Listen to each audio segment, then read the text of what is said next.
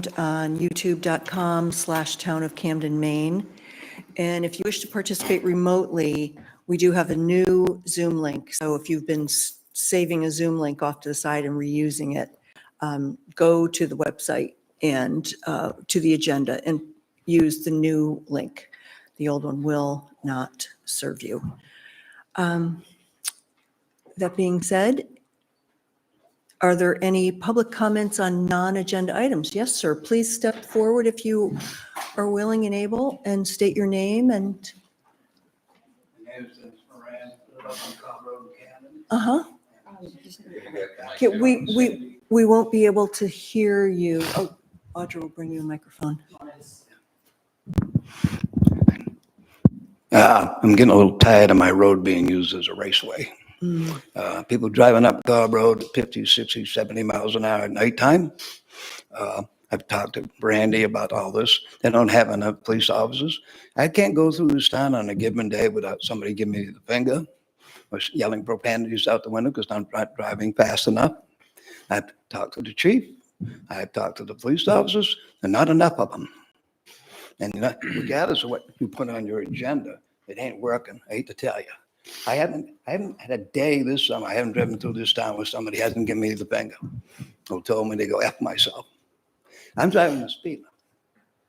I'm a law-abiding citizen. I've lived in this town for 50 years. And I can't believe that you can't get a few more officers on duty, that you can't control the speed. I had a car get past my house last night after the cops left at over 100 miles an hour.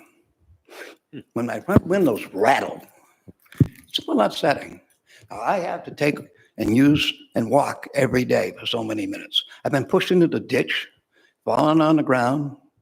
I've called and complained, and nothing has happened. Now, I know some places in town they're able to get the coverage, but you only got so many cops, and it's a big town. It's time you did something, plain and simple. I don't care what the excuses, I don't care what the reasons are. If you can't calm it down, we'll go to the state, we'll go to the state police, and I can make my complaint to them. I want to be able to get my mail without putting my life in my goddamn hand. It's getting really upsetting. And I am very upset about this. You can't, for the money I'm paying in taxes, I can't get my road to slow down. You've gone on Thomas Street to go to Mechanic Street. There's not one speed limit sign. Most of the signs on Cobb Road are covered with vegetation, so nobody can see them. I go to walk. I don't care if I'm on the sidewalk. There's no sign on the curbing almost. And I have people cars come right at me. If I yell at them, they give me the finger, tell me to go fuck myself. Pardon me. It just goes on and on and on. Now, Randy's been very cooperative. He's a good man. He can't do the job with his hands tied. You need more officers on the street. I don't see a police officer in this town in the daytime, anywhere. I see guys going off, drinking on the streets, smoking dope on Main Street in Camden. I can see them. There isn't not a police officer around anywhere to say anything about anything. You got any plans, guys? I live up on the Cobb Road, been there 50 years. I'm not complaining about it. I'm tired of it. But you want your taxes paid. I want my roads saved. There's a lot of people won't let their children go out on a road to ride their bicycles because they're afraid they're going to get killed. I've brought this up for the last 2 years, and nothing has happened. We got brand new sidewalks, but we can't get another cop. I sat and talked for hours with Randy. It's out of hand, totally out of hand. It's unacceptable. Thank you. Thank you, sir. Appreciate that. This is about the cops. They're doing their jobs. Thank you. Any other public comments on non-agenda items? Yes, Nancy. If you would come up and speak from the podium. I did pass something out to everybody when I first came, and I'll see you later. I'm Nancy Carl Johnson, a Pearl Street resident, and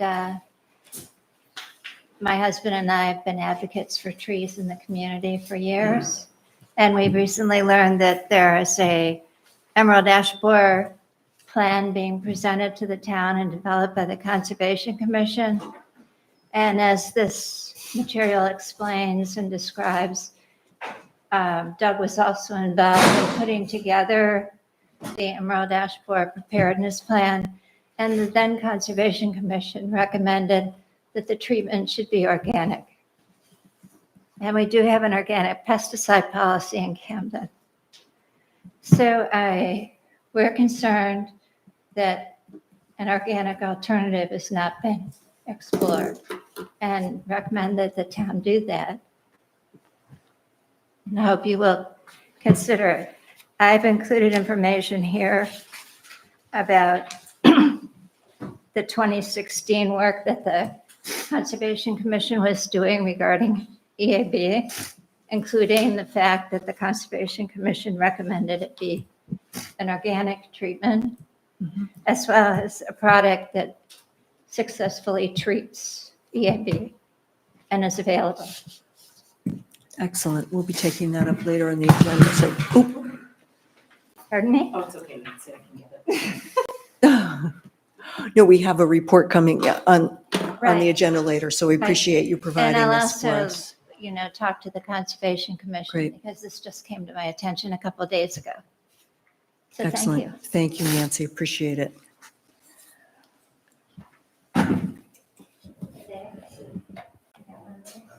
Great. Any other public comment on non-agenda items? Okay, seeing none, we'll go on to approval of the minutes from our August 5th meeting. Any additions, corrections, deletions?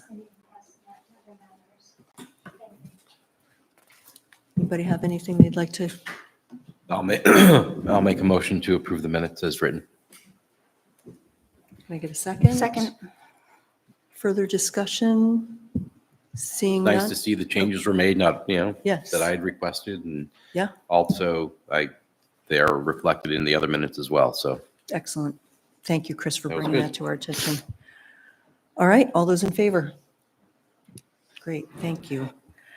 Consent agenda is the renewal of the victuals license for Camden Harbor Inn, and unless there's any discussion, we will approve that. And then the fourth item is a special amusement permit for Camden Harbor Inn, which also appears to be in order. Is there anyone here speaking in favor? This is a public hearing.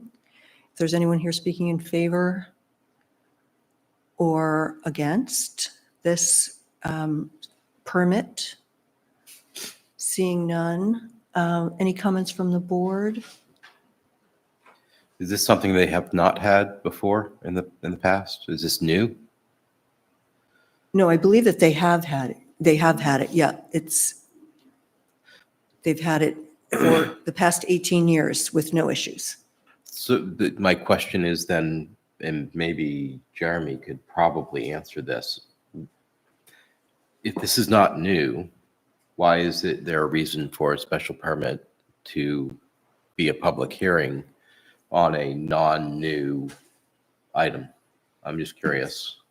It's not a public hearing. This is a consent agenda item.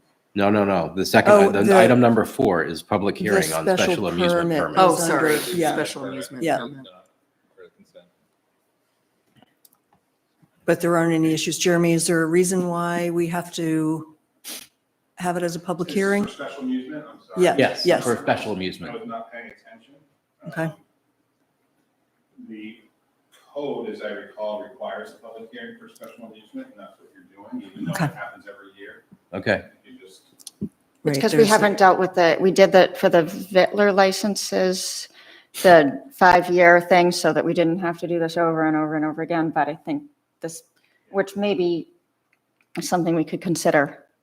There's a for- link there to the It code. would be nice to do less of this kind of Well, it stuff. says in the memo, Jeremy, you don't have to come up here because these are handled by our office. This type of permit's linked by state statute to the liquor license and will expire when the liquor license expires. So that's why. So we do it separately from the liquor license? No, it expires with the liquor license. So the liquor license, we're not doing the hearing for, but this we are.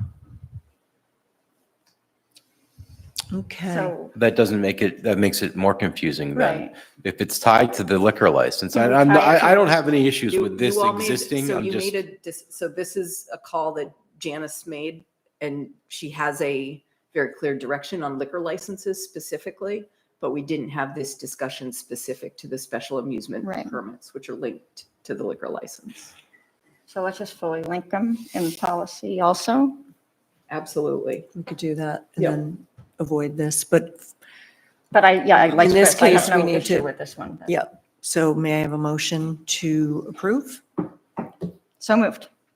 In a second, I'll second it. any further discussion? Seeing none. All those in favor? Okay, Maybe for the last time ever. maybe for the approving last us. time ever. For the Well, last if it's, yeah, I could see if it was Procedurally, new. we can, yeah. Yeah, but Okay, let's move on to select board reports. Who's got something to report? Yes, Go right ahead, Ken. Oh, you're, thank you. The Historic Resources Committee met, and Danny Solomon would like to report. He is the construction and reuse enthusiast on the Indeed. Historic Resources Committee, and he is hosting let me get it right, a demo fair out in Union on August 23rd at the old Agway Building. It's the inaugural Radical Reuse Festival and Artisan Fair. And anyway, he would like to let you all know about that. And the Historic Resources Committee would like to give a brief report sometime in the next couple of meetings on their progress and goals, but they'll be in touch with you, Susan, to get that on the agenda. The Cemetery Committee Association had a brief meeting this afternoon. They have a bid to pave the central artery, which goes down over the hill and is getting pretty beat up. So they met and approved paving 3/4 of it, not doing the whole thing because there's going to be some construction work on the drains at the bottom of the hill. Yes, right, off on Mountain Street. Let's see, I did meet, we talked at our recent planning session about setting up a workshop to review our bylaws and the procedures by which we operate. And I would like to recommend that we do that. We don't meet 2 weeks from now because it's the day after Labor Day. For some reason, we don't have a select board meeting at our regular first Tuesday in September. It's going to be the second Tuesday. So there's an opening. It's just a thought.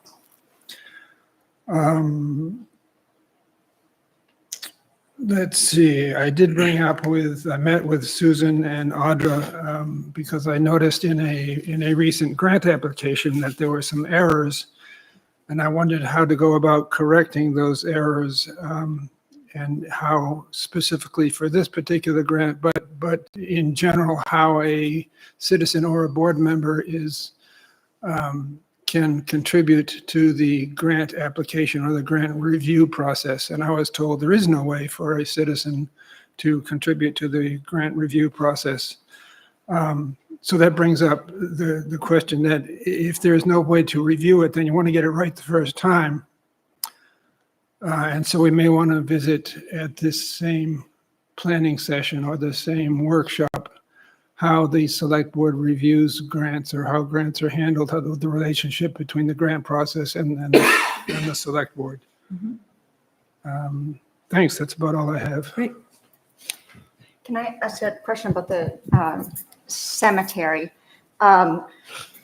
Could you, probably you're not prepared at this meeting, or maybe you are. There was discussion, I think a little bit, and you touched on it briefly, or somebody did, about the possibility of the Mountain Street sidewalk and an idea that was presented about going through the cemetery that would allow them to move forward with that without the fence complication. And I had heard that maybe the cemetery committee said no to that, but They did discuss it 2 meetings ago, and they were not in favor of paving a sidewalk through the cemetery.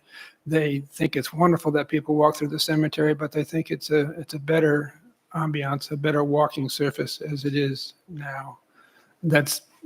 I'm paraphrasing what they said.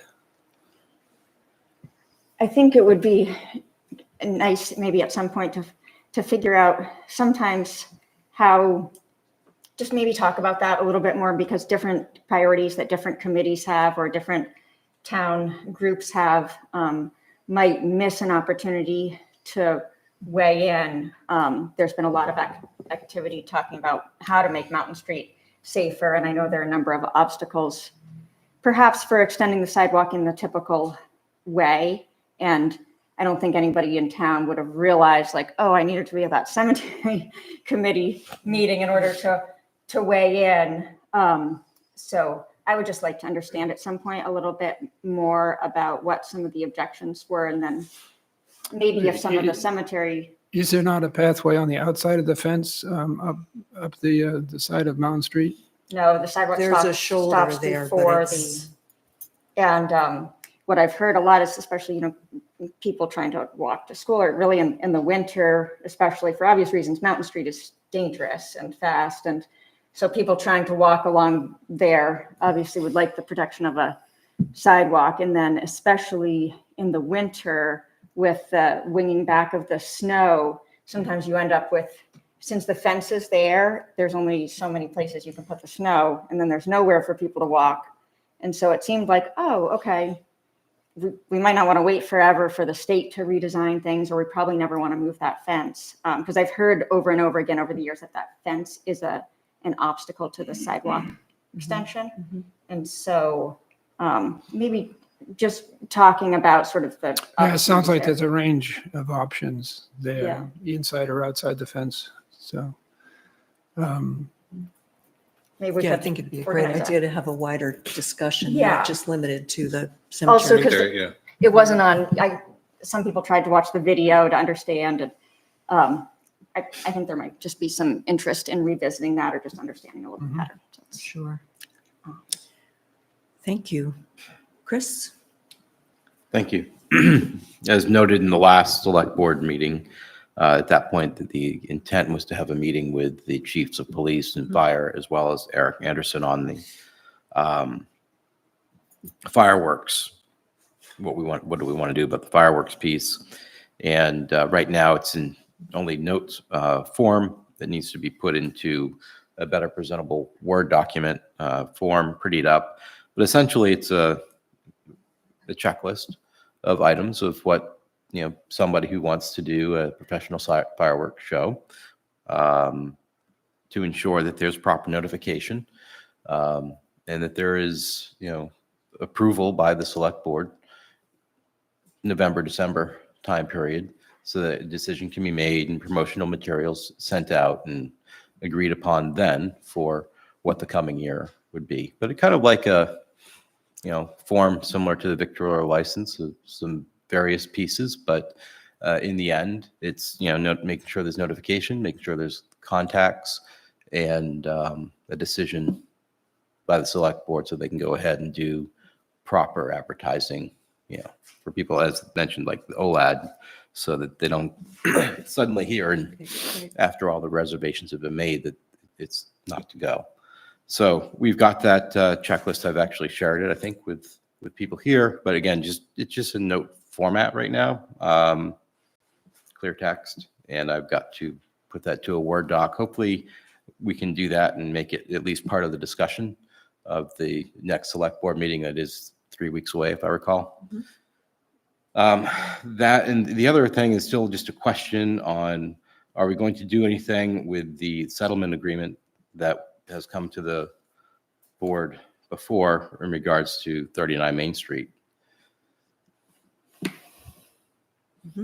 There is no decision that was public that we've made on that. Oh, we made a decision. If, Well, I no, heard in Susan's report last Yeah. meeting, she said that she explained why it wasn't going on the agenda. so Susan's making the call no. to not. No, I'm not. In consultation with the No, attorney. I'm not. In consultation with the attorney based on what was presented to us. And And we really shouldn't be. It's really not. This isn't something And that it's we very should be- clear, the hearing is ongoing. And Right. until the hearing has ended, then nothing else happens, so. Right. Yeah. Okay. I'm not quite comfortable with that yet, but It's just the way the law works. It might be a good thing to talk to Bill about outside of the meeting. Bill was part of the I thought that he implicated. cleared it up in our There was discussion. there was no decision. We never came out of the meeting and made a formal motion. There Maybe is There no, doesn't need to be one. with the hearing is on, there is an ongoing hearing. And that hearing will end at a certain date.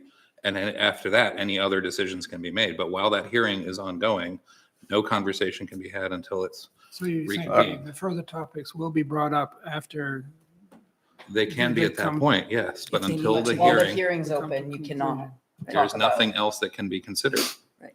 And that's just a legal procedure. Okay.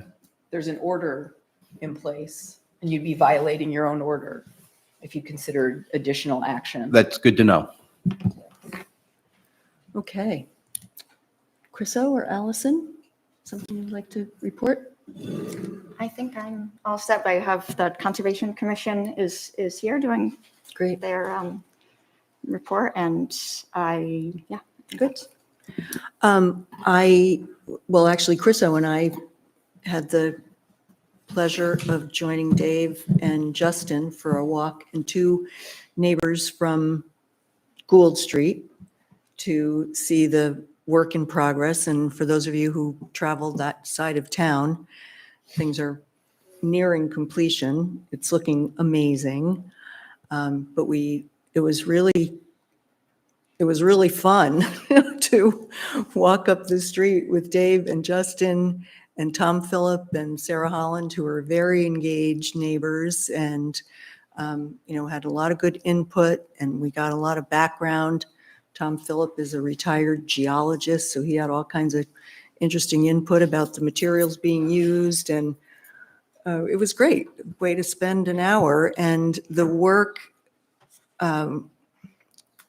so much was done in-house, the engineering. We're so fortunate to have Justin on staff to provide the engineering expertise. And, and Dave was able to point out areas where town staff completed work that would have been a lot more expensive if it had been bid out. So a lot of gratitude to the town staff for the job that they're doing. And people seem to be getting the message over there. It's like driving through there, because I live in that neighborhood, and Mill Street has calmed down, and Gould Street, people seem to be figuring out how it works. So, but I noticed you had to say to somebody, slow down and look, it's different. It's a new traffic pattern. So, yesterday I spent a piece of time down on the dock with Elliot Thompson, who's the chair of the Harbor Committee,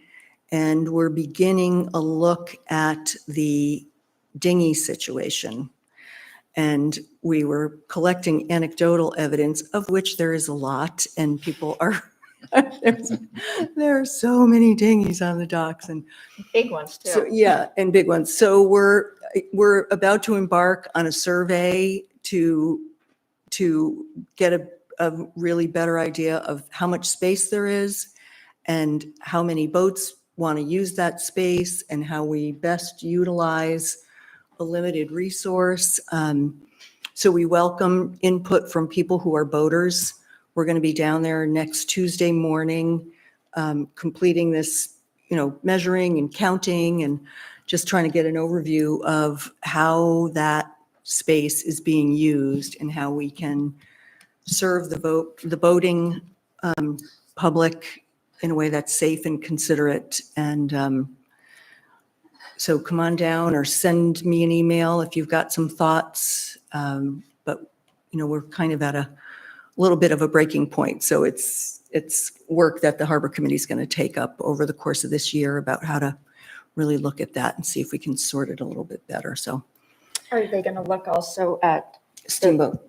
Oh, I'm sorry. I didn't mean to Sure, interrupt. yeah. at the size of the Yes. things, and then also whether there's been enforcement of the permitted versus. Yes, we're doing We're doing the whole- each boat that's there and size, how much Great. power and, Oh, yeah. that's a really good thing for yeah, them I to know. work on. Well, And then the other places too where they are. Elliot is, attention to details is his strong No, that's suit. So gonna it's be- great. yeah. Yeah, I think it's going to really be good work for us to get our teeth into this season. So, Because the library was talking too about because there was the need for Right. more floats over there. And then we're like, well, hold on, could there be more Right. kayak racks or different things in different Right. places? And where could that go? And so that'll be. yeah, great for- at our last harbor committee meeting, there was a lot of, I think this and I think that going back and forth. And I said, hard to develop policy without data. So let's Right. collect some data and we'll go from there. So that's That's the great. stage that we're at. So it's kind of fun and nothing I love more than being down on the docks and seeing what's going on. It's So, good to get out there too, Yeah. rather than just being in the meeting room. yeah, and everybody's got all kinds of input for sure. Okay. Susan, I did have Yes, one. Chriso. Just, and Audrey and I were talking about it before, the plans for the new ticket and rental space at the Snow Bowl have begun with the removal of the old classroom trailer, which Jeff actually found a buyer for. I He noticed came that. and he took it away and he paid for it. Brilliant. Wow. So, and that was, I taught in that building, so Oh, I had almost no nostalgia to see it go. But great. Good to know. I haven't been out there for a while. How much do you get for it? $1,500. we A didn't lot pay- better than a bill at the paying landfill. $2,000 Exactly. for it. And it was Yeah. hauled away. Yeah. That's Brilliant. great. Yes. Okay. Thank you. Audra. All right, so a bit of a reminder, the Maine Water Company and the property owners of 39 Main Street requested that the town open the Montgomery Dam sluice gate beginning on August 11 for their projects. So the gate's going to remain open at least through the 29th to allow for safe working conditions and so that the water line work under the Route 1 bridge and the repairs to the building supports can be made safely. While Maine Water was doing their project, they discovered a water leak at the hydrant that's past the bridge on the west side of Route 1. So that's going to require excavation work and potentially closing one lane or night work. So we're waiting on a traffic detour work plan from MDOT for what Maine Water is preparing to do. So we'll send out more information when we know what's going to happen through the text alert system. As Susan said, we had the tour of Gould Street, so thank you everybody who attended. It's really nice that we can have people go out and look at our projects and explain it to them. I think it's really helpful. So just to give you a bit of an idea of what's coming next. So the binder course and curb have been installed and the sidewalk is in the process of being backfilled in preparation for pavement. Loams that are going to be placed on the other side of the curb and tied into current landscaping. And then we'll be able to do the final course of pavement before the end of the summer, which is great, or before the end of paving season. So parking meter bases and parking line marking color coding has been completed, and the installation of the meters is going to take place on September 8th. For the Rawson Avenue Bridge, we found out that it's not going to be installed until early October due to issues experienced by the bridge manufacturer, which is Bridge Brothers of South Carolina. So the manufacturer is a sub of the contractor doing the installation, and we're going to be working with the contractor to talk about what comes next in terms of liquidated damages, which goes into effect on August 28th, I believe. Might be 26th, I think it's 28th. The Molyneux Road sewer extension to Mountainside is well underway. So 216 feet of 8-inch PVC sewer line has been installed, and roughly 200 feet of 6-inch under drain has also been installed. So that project is moving along, which is very exciting. So the Atlantic Avenue sidewalk, I don't know if anybody has noticed this, but for years we've had an issue with a guy wire pulling up a concrete panel of sidewalk, which is pretty dangerous. It's gotten worse over the years. So Public Works, instead of waiting for support from CMP, they decided to fix it, and that's been fixed today. The Cammering. Is and that it's- going to get billed to them or something? What is the lesson in all of this? If, The lesson in this is if you want something done, you gotta do it yourself. well, yeah, but, okay. Yeah. But, I mean, I think we should send them a bill. We'll, I even brought that up when, like, this has been years and years. it's been and years. It's been years. So cammering inspections on Washington Street have continued this week. So we talked about this a little. It's for the sewer line to assess the condition. We talked, I think a few months ago, about our Public Works folks coming in by far first in the state Public Works competition. And Ben Irish from our department, the foreman from our department, was sent to the National Public Works Association Challenge in Chicago. And he placed 10th in the entire nation out of 80 participants. Wait, what do they do? Very, what are they doing? No. So I want very video of proud, this very proud contest. of our, Heavy equipment, like the Oh, excavator. they're heavy equipment yeah, operating? yep. So it's like a bunch of Okay. different, it's like an obstacle Cool. course with heavy equipment. They don't throw telephone poles. Very Yeah, we Yeah. need video. So very impressive and very proud of Ben. So if That's anybody great. sees Ben while he's out and about, congratulate him on doing Camden proud. So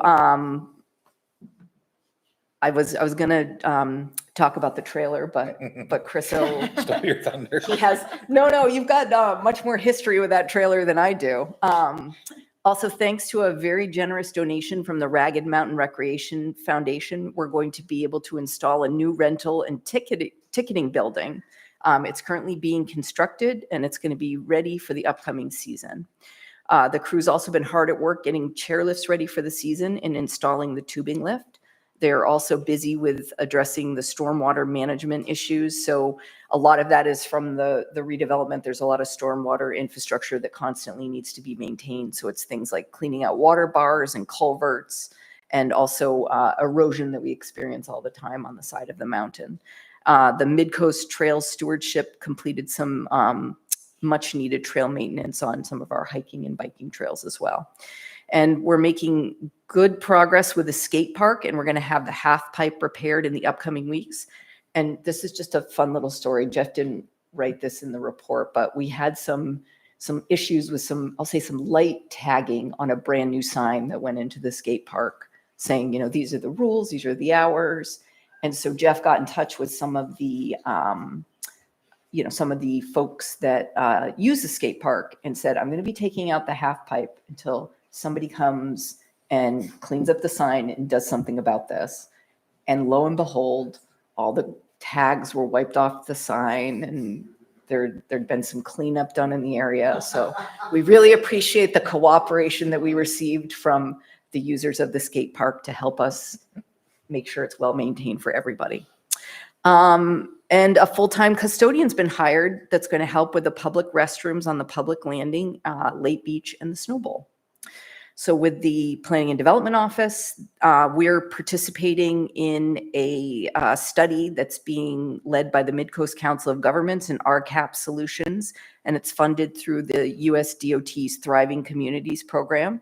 And the purpose is to create a regional transportation plan and investment strategy to tackle things like traffic congestion, climate change, and an aging population, and how to integrate more multimodal transportation in our communities. So we're one of many communities in Lincoln, Knox, and Saginaw and Waldo counties. And the next phase of this is that Midcoast Council of Governments, they're applying for a grant for funding the implementation. So this is the planning stage. And as part of that, there'll be an opportunity for demonstration projects in certain communities. And we've certainly put our hand up to do a demonstration project for traffic calming.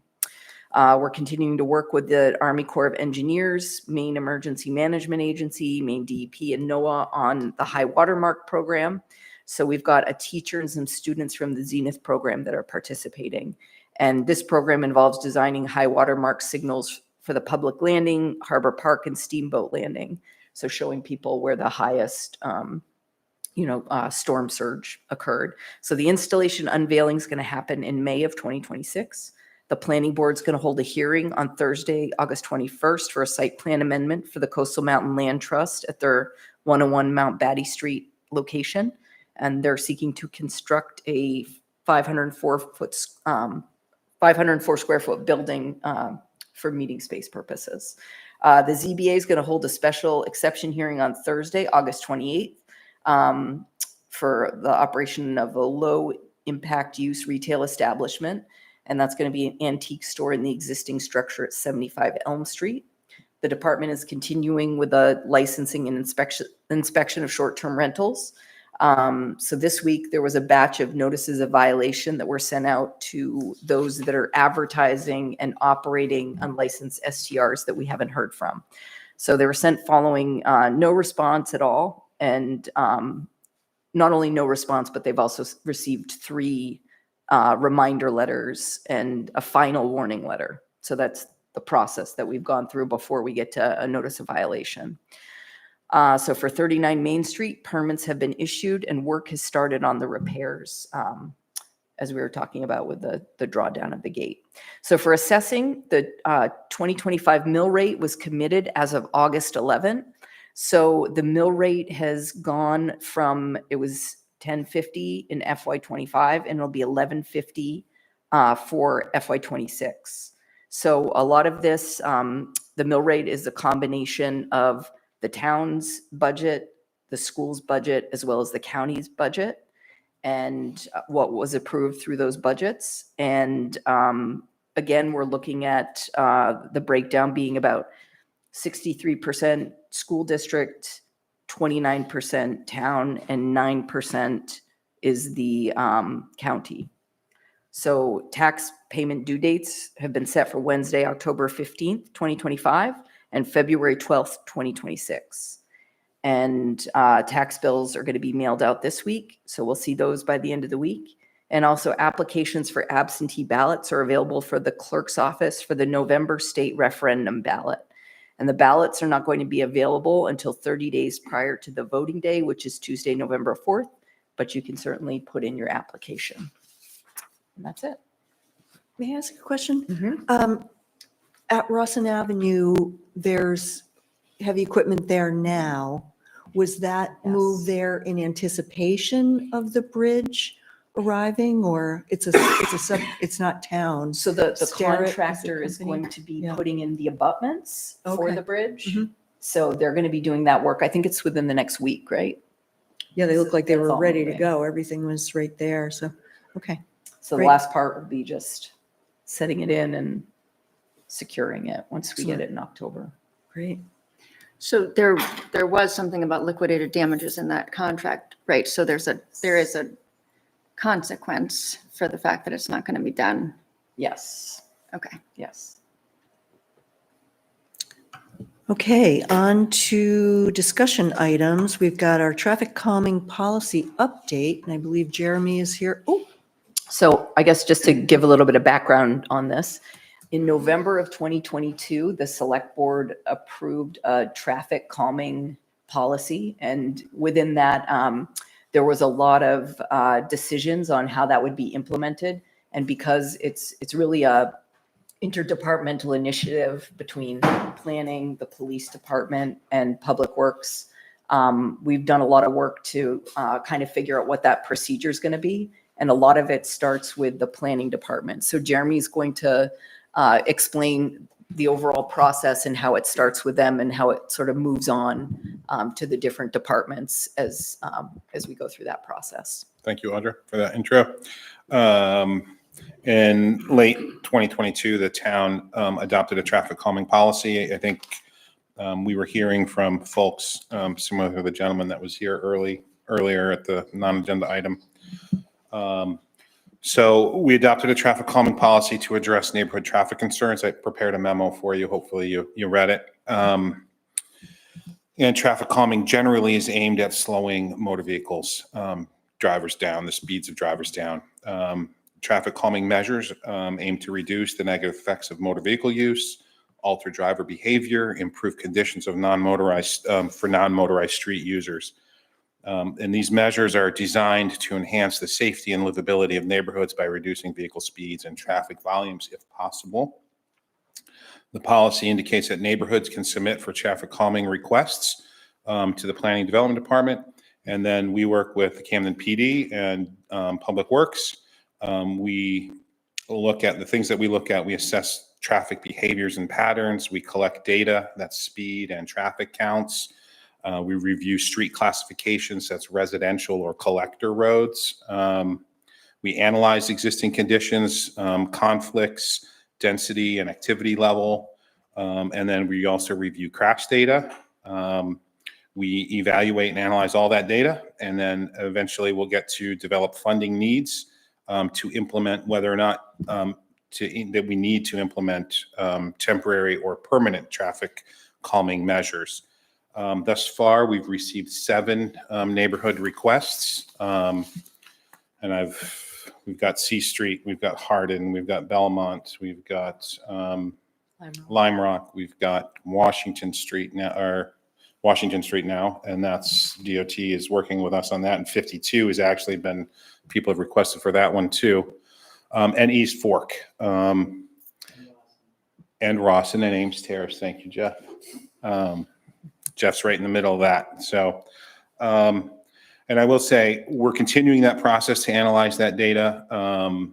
Alan Weaver is here from the PD. He's represents the PD and helps us with this. There's a lot to it. Part of this is and Alan will go into it, and this is not a new thing that the PD has been doing and we have been working on. They've been looking at traffic calming, if you will, for 10 years or so. We have different devices that we implement, we put out there, and Alan will speak to it. We put out there, we collect data, volumes, speed, and then the PD can develop reports on what's going on. It is pretty interesting and fascinating when you start looking at it. And then the benefits of traffic calming range include speed reduction, reduced injury and fatality rates, decrease injury severity, reduce traffic noise in a neighborhood, better conditions for people that are walking, running, biking, non-motorists, if you will. And then the primary benefit of traffic calming is increased safety and better quality travel conditions for pedestrians, bicyclists, and the neighborhood in general. Alan is here to speak to what the PD does, how they do it, what they do, and then we'll go from there to Dave and I will be here to talk about measures that we have implemented and can implement in the future. Again, I've been participating in the Thriving Communities program with McCog for the last 6 months or so. We are taking a holistic approach at this, and I think that's what Dave would speak to. When we're doing infrastructure work like over at Gould Street over by McGuntacook Market, that is a case where we had some infrastructure needs, and we actually are implementing pedestrian and bike safety, traffic calming as part of that. Norwood is another example where we've put, sharing lanes so that the traffic is getting into the center of the road.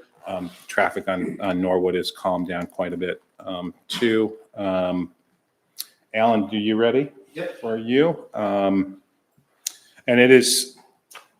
he's got a lot of data, and we collect a lot of information, and we're compiling it all, and we're analyzing it still to this day. And I think you'll find some positive news on what Alan has able to share with you. Thank you. Yeah. So, for those of you that don't know me, my name is Sergeant Alan Weaver. I'm the point person for the police department for the traffic calming program. Like was said, this isn't anything that's new to us. We've been doing it. It's actually been longer than 10 years. When I first started here, the equipment that we had, if you guys have ever seen the tubes that go across the road used by the state that you drive over, counts cars, counts speed. We started with that. What we have upgraded to are these fancy little hidden black boxes that we can put on a telephone pole, and it counts speed, number of cars. It can tell you the size of the vehicle, front to back, length of the vehicle. And then we also have between ourselves and highway department, you've seen the light up speed signs.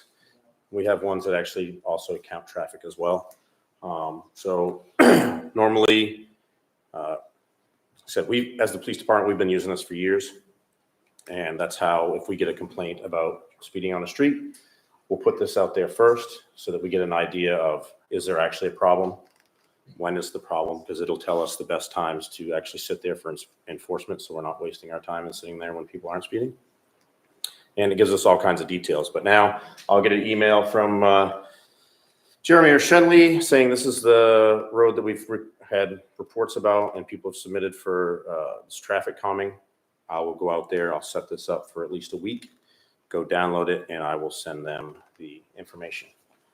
We as the police department usually use it, again, as our situation to enhance enforcement is what we usually first start doing.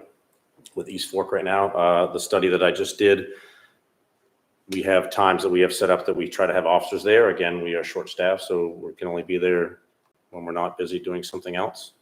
But it tells us the times that we're going to have officers there where there's more chance of speeders. Usually, obviously, East Fork is the morning commute, the afternoon commute, and then also a little bit in the evening. So I don't know how to get this on the screen, but just to give you an idea of what the reports, this is just a small batch of some of the reports that we get back that I send ahead. What's that, Renee? Take, Oh, okay.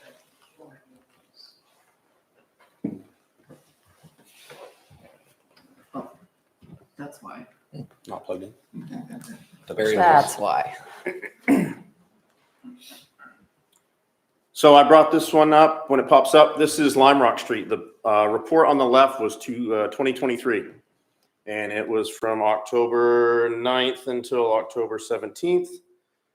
And the one on the right is the one I just did this year, 2025, from May 28th to June 5th. So if you look, about the same amount of times and only roughly a difference of 500 cars in about 8 days. Speed limit is 25 miles an hour. For the left in 2023, what it's showing you is the enforceable violations, which means at which point that we would stop a car for enforcement action. The fastest speed in 2023 was 61. 45% of traffic was considered an enforceable violation. The average speed was 29 miles an hour. The 85th percentile is 35. So those of you that don't know what the 85th percentile is, that means 85% of the cars, the traffic is traveling that speed or less. And then, Say that again, because that confused me. so 85th percentile means that 85% of the cars counted is traveling that speed or less. So 85% of the cars are doing 35 miles an hour or less. Okay. And that's a posted 25 mile an hour zone. So 85% of the traffic was doing 10 miles an hour over the speed limit. We go to 2025, and then again, speed limit is 25. We're down to 554 enforceable violations. The fastest speed was 47. Only 8% of traffic was an enforceable violation. The average speed is now 24 miles an hour. The 85th percentile is now down to 28 miles per hour, and the slowest speed is 7 miles an hour. So is enforceable violations, that's just a data point. You didn't enforce a violation. No, that on just number shows of us people. like, so we put in Okay. what speed limit we would stop cars Okay. at. So and this what is how. is that? What's So your in a threshold? 25 mile an hour zone, we set it at 5 miles an hour. So that means that we're stopping, or we consider an enforceable violation, anyone doing 31 miles an hour or more on that road. And how many times have you, it used to be when I was growing up here, you'd see it in the paper all the time, that people getting pulled over, getting tickets. What do we keep data? I assume we do, on how many violations? I'm sure that we do. I mean, every time we stop a car, we draw a number that shows that a traffic stop was made. And we also draw a number that when a traffic offense of when a citation was issued. So it would take some Feels like time. enforcement is just way down, but I would have to, again, dig into something that, again, Okay, just put me I've always down. done this, but now I'm the point person for this. Different report. that Right, would this be program, so that's something that I could get into. I just don't have those numbers. This is right just now. the data from a black box. Yes. So this is Like, the so same location, two different times, with a remarkable improvement. Yes, and so leading into the next thing would be, once we have this data, the steps that we do to try to calm enforcement. So right now, again, I have data that we just recently did this year on East Fork Road. I've been here for 22 years. East Fork Road has always been a problem, no matter, Yes. it's a cut through. People use it all the time going, and again, morning commute, afternoon commute. So what we've done right now is that and what we normally do when we find that there is a problem is that we hammer it as much as we can with traffic enforcement. So that was the question. What did you do? So the This is speed signs are traffic- working then? So to my next point, Yeah.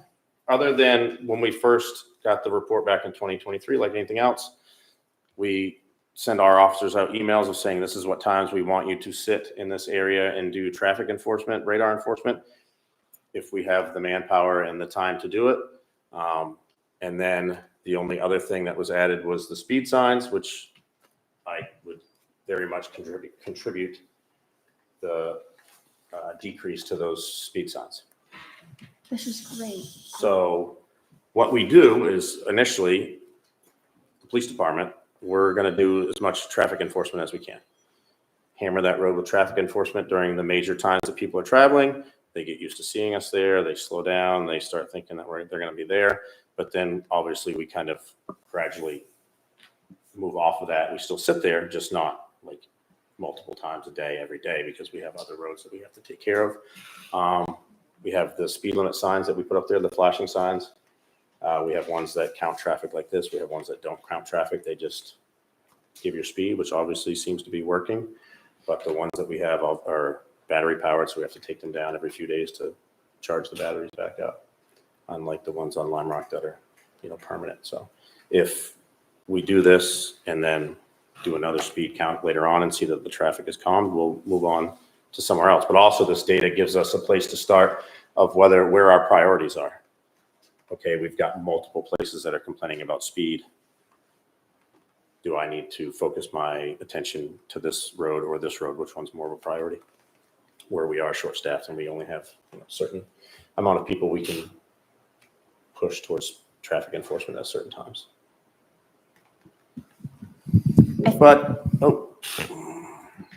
So this is just another part of the report. It shows us the volume of traffic, just a graph that we can look at to show that, obviously I can't zoom in enough here, but you can show that the speed's also slowed. But then again, I can give you a chart and give planning a chart to show where the majority of the traffic is. And I can even break this down just for this meeting. I just threw this in daily because it fits more in a box of each day of where the speeds are. I can break this down to hourly. So at one of our speed reports, it showed the fastest speed was 72 miles an hour. And they're like, oh my God, cars are going 72. Well, I can break it down to hourly and say, yes, one car was doing 72. It was at 3:00 in the morning. There was no other traffic on the road. We probably aren't going to put an officer there at 3:00 in the morning to sit for hours to maybe catch this one person when we can put them somewhere else if they're, obviously a lot more cars speeding on High Street at 3:00 in the morning than there are other areas. So just to give you an idea of the reports that we can generate and that we do generate when we send this out. Go ahead.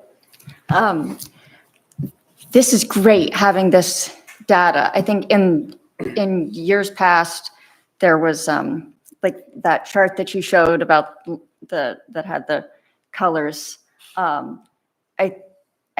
It's helpful to see that, I guess, even, having that included in our select board packets or, because it's one of the things I hear the most about from people. And there's a lot of, it feels like traffic's going fast. It feels like, so just to know that as a result of the conversations we've had, this is happening and this is the data that's been collected. I think the more we can find ways to publish some of that, that would be wonderful. And again, we've done this for years for our benefit as the police department, but now that we're working together more closely, we're talking about, again, this report shows it well, that doing these problem roads that we get complaints about all the time, trying to set this up and doing it annually rather than more sporadically so that we know we're tracking whether we're calming traffic or not.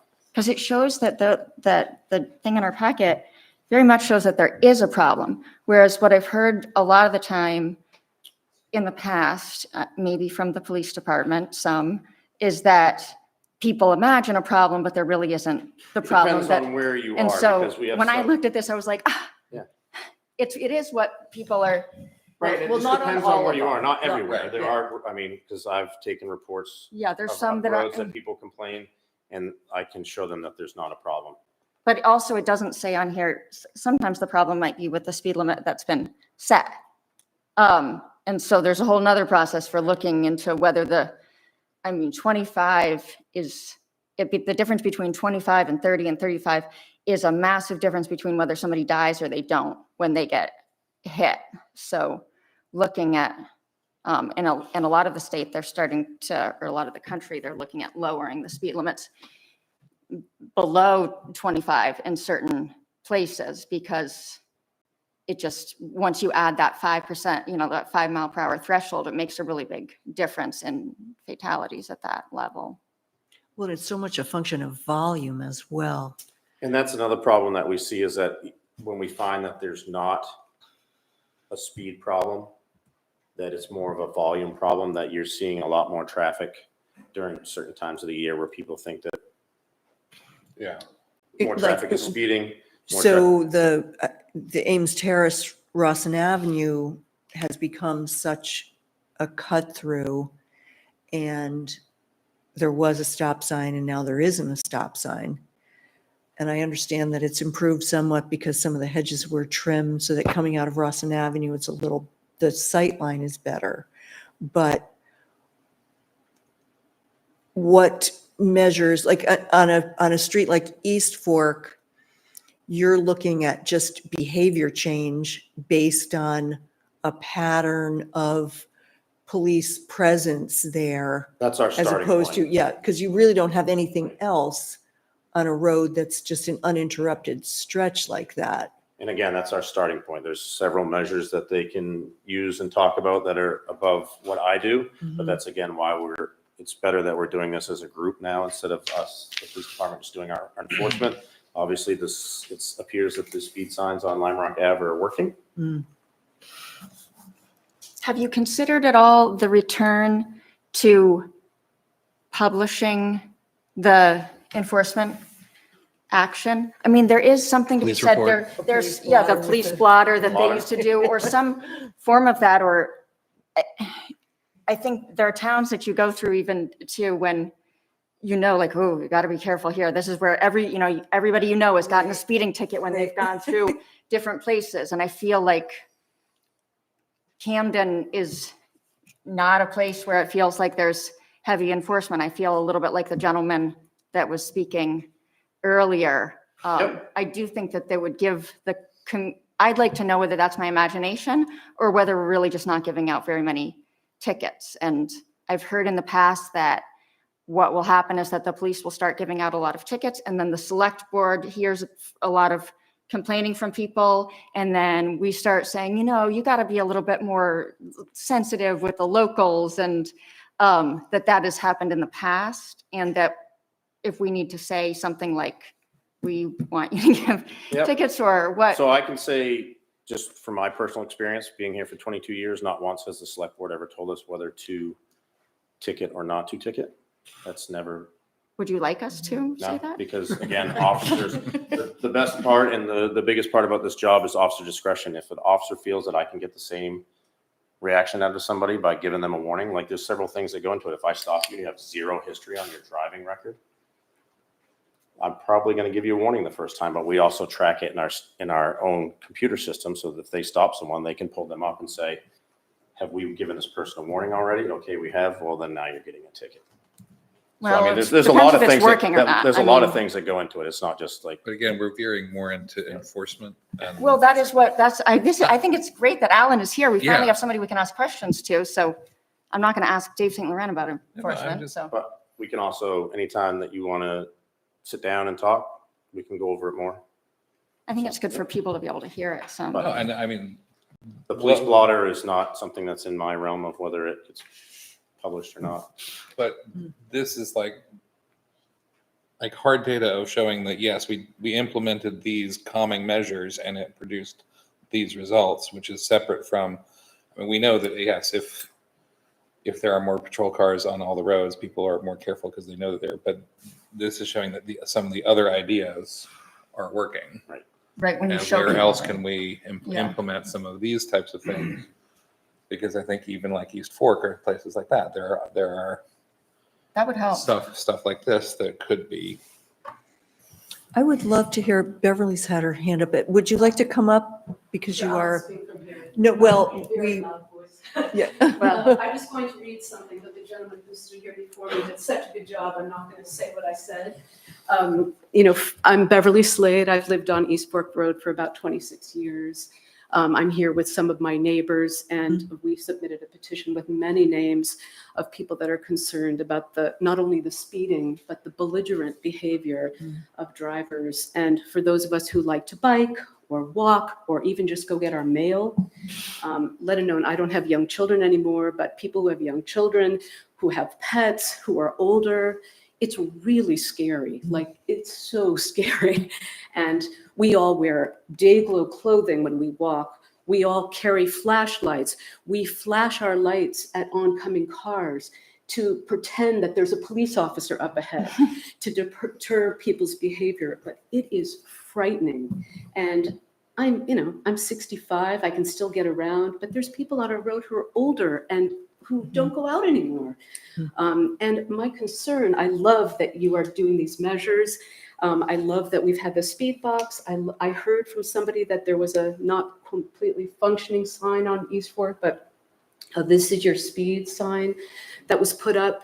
But my concern is the volume and the behavior of people who are commuting, rushing, and now we have these very heavy load trucks who are speeding and crowding people. I mean, we've been pushed off the road just walking by people who are texting and not paying attention, or trucks that are just, the scale of it isn't correct for our area. I'm so concerned that having a police officer there for an hour a day or so is just going to be a drop in the bucket to deal with the volume of people that are commuting and transporting kids and kids that are driving. It's really scary. And I've lived there 26 years. It's never been like it is this last few years, where people, we have 2 neighbors in our neighborhood who actually go around every week and pick up all the trash on the triangle, East Fork, Melvin Heights, and Molyneux. They pick up 3 bags of trash, and most of what it is, nip bottles, cigarette packages, junk food. It's stuff that people don't want their families when they get home to see in their truck. So it's really a very strange and kind of alienating experience to be on that road right now. So anyway, thank you for all that you all No, thank you. And for you too. Appreciate it. Thank you, Beverly. Jeff? Oh, I'm sorry. Yeah. I was just, Chris has got his Yeah. hand for it. Oh, okay. Chris, go ahead. No, that's okay. You called up somebody. Okay. Chris, just a question. Jeff Scott, is the Lime Rock success, was it replicable at any other location with this kind of drop using the same tools? So this is what I'm talking about. This is where we just started basically working together, and this is the first road that we've redone data. After listening to the gentleman earlier, after tonight, when I get done here, I'm going to go put one up on Cobb Road so we can get some data up there. He called and spoke to me the other night, and I thought for sure that we've done that recently. I just couldn't find the data. So I want to do it again just to see where we are with that road, because we have had several complaints on it. Yeah, excellent. So this is the only road that we've had updated data. And it's the only road, Lime Rock's the only road where we've put those units up and kept them up. So I think Dave and the PD are looking at purchasing more of those units that we can keep up on some of these roads for a longer period of time. Right, Dave? Well, I think we'll all stay together. So I think we have another one up on C Street right now, and we were looking at the data, and that's an example of a street that really doesn't have a speeding problem.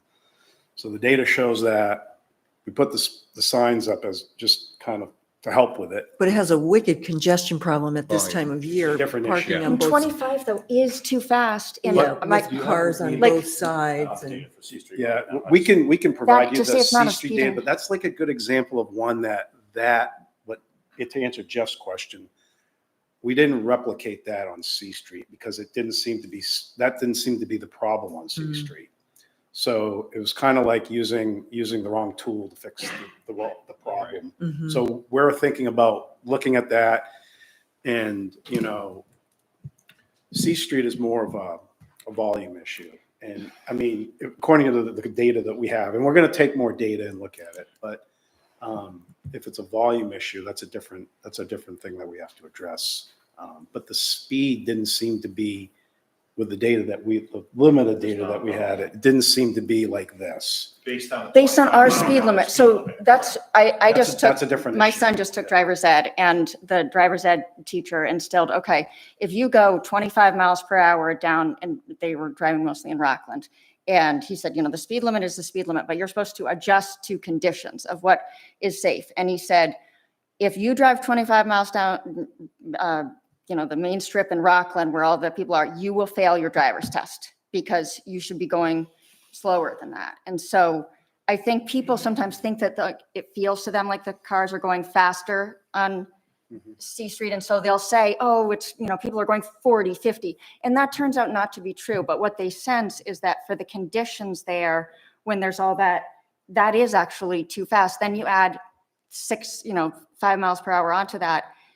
And that's where I think we should look at actually. I agree with you, but the question was, did we replicate this? And we did do it in another location. We didn't see a difference. It's just frustrating to people when they hear it's not a problem. I think we can say that in a different way. Yeah, Like- I mean, yeah, I get what you're saying, but like we weren't able to replicate this. Right, 'cause it's not like Lime Rock situation Street. on that one.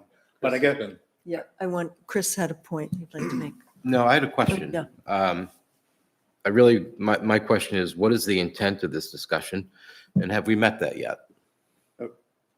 I guess the intent of the discussion was to discuss traffic calming because it came And just to up. give an update. on Yeah, the traffic we were asked to policy. do an update on, have we been implementing the policy and what it looks like in the different neighborhoods that have come in with petitions, and what the data was and the intervention, and whether or not it's worked. And I think there's only one, I think Allison might be the only select board member that was here when the select board adopted that policy. So I think it was an attempt to give you an update on a traffic. You might not even have known we had a policy. Actually, I do know that we had a policy, but I think the data that you show is a good example of something that was done. And the traffic calming issue that people have had, you have data that shows that the measures that you put in place seem to work.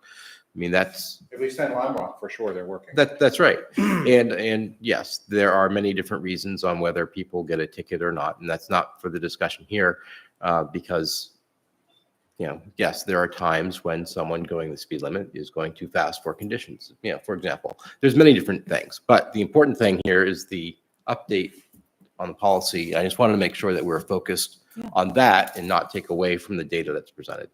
Well, and I think that what we're seeing in town is that it's a moving target because behavior changes based on where there's construction or where there's an obstruction of some sort, and new patterns emerge. And so we're chasing down these The Route 1 different. construction. And I think what Yes. comes out of this is when we're continue to look at all this data and analyze it and evaluate it and the conditions of the roads and the type of road, whether it's residential collector or like C Street leads you to a commercial entity, that's where we'll start really refining on whether or not we need to look at installing permanent traffic calming or looking at reducing speed limits, which are now the ability of municipalities can start doing that, as I understand under state law. So I think that's what this gets us to. Or Because do C we Street's- invest in like physical changes to Right. the geometry of the roadway? Yeah.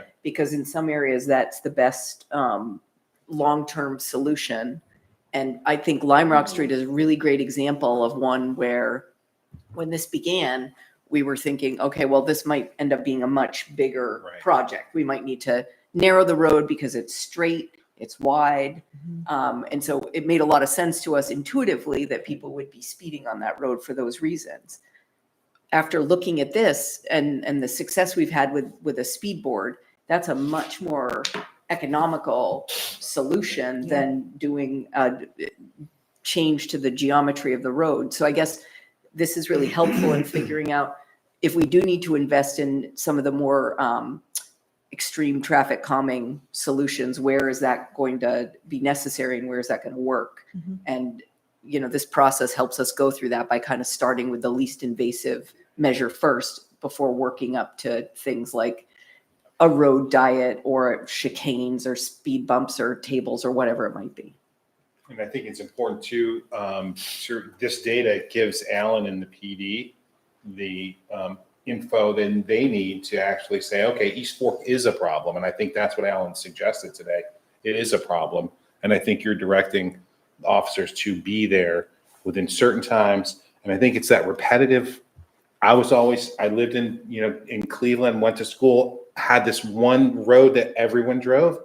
Everyone knew there were police officers potentially there. Everyone did 35 miles an hour, and it was more or less a highway. I think that happens when you have officers that are receiving a location. And I think that's what the PD's trying to do on East Fork right now. But I think the other thing that is really fascinating, I think would be great to have more data for the other roads, is the volume numbers.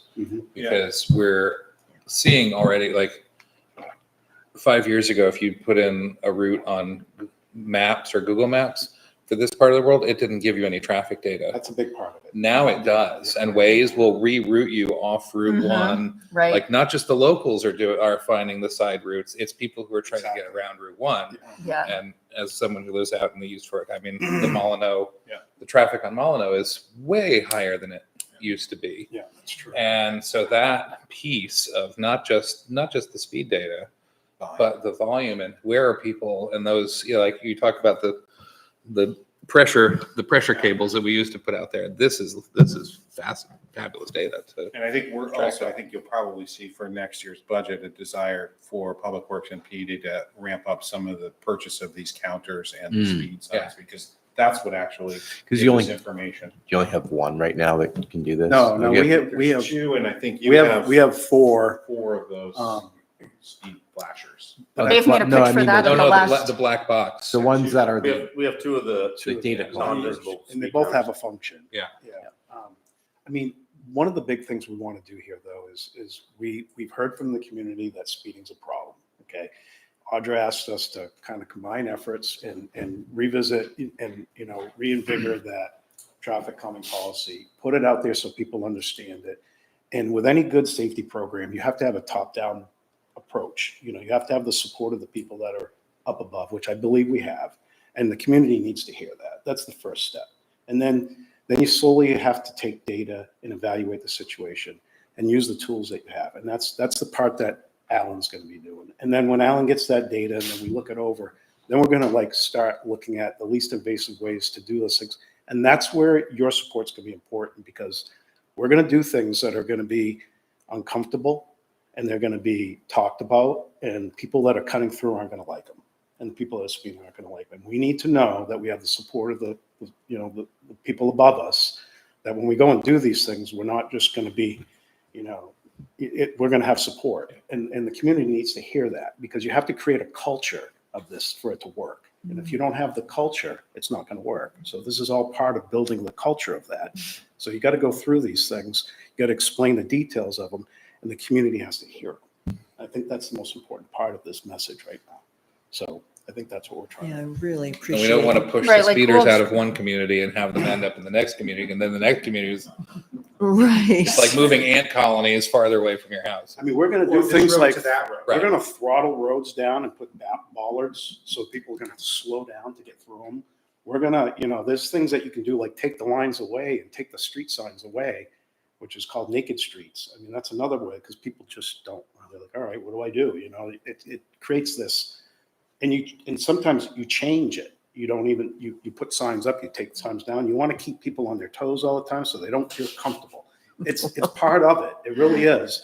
There's a whole Psychology behind all around this. it. And it isn't just about always narrowing the street and putting, physical obstacles. It's about, it's the psychology of it all too. And knowing, and then Alan being able to like know when the best time to place officers out is going to be instrumental. Yeah. So all of this has to work together, but the most important part is having the top-down support and the community knowing that that's what we're trying to do. Right, because people don't like some of the solutions sometimes, No, and they they say, don't. I've heard people on the same street say, oh, they've complained about speeding, and then you hear them say, now 2 cars can't even pass Yeah. at the same time comfortably, and That's and it's really like, not- yes. yeah, That's I the go slow plan. on Pearl Street because it feels uncomfortable to go fast. Yeah. And so us sort of realizing that, Yeah, that, and just, yeah, to say it again, some of the interventions, people are really not going to like them. Right. They're really not going to like them. They're going to be cars parked where they don't want them parked. There's going to be all kinds of stuff that's going to make drivers feel like they have to go slow. And people don't like that. It's uncomfortable. That's really. Proven it slows people down. Right. Yeah. And do we want to slow people down, or we just want to talk about slowing people down? There's a difference. You know what I mean? That's really what this is about. Well, and I would just like to, because Beatty's here, I remember you said, no. This is something that stuck with me from years and years ago. You pointed out that traffic, how it impacts the community is that when traffic is manageable, we are outside, we talk to our neighbors, we're out in the yard. And then when the volume of traffic and the speed picks up, then we go to the backyard, we're not interacting as much. And then ultimately we're indoors. They take And over. that's our quality of life.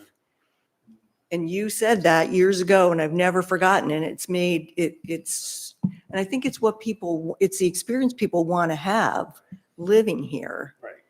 And I applaud this. It's creative and, innovative and really watching a moving target, literally, and trying to figure out the best way to keep our community what we want it to be. Anita's had her hand up for a while. Thank you so much.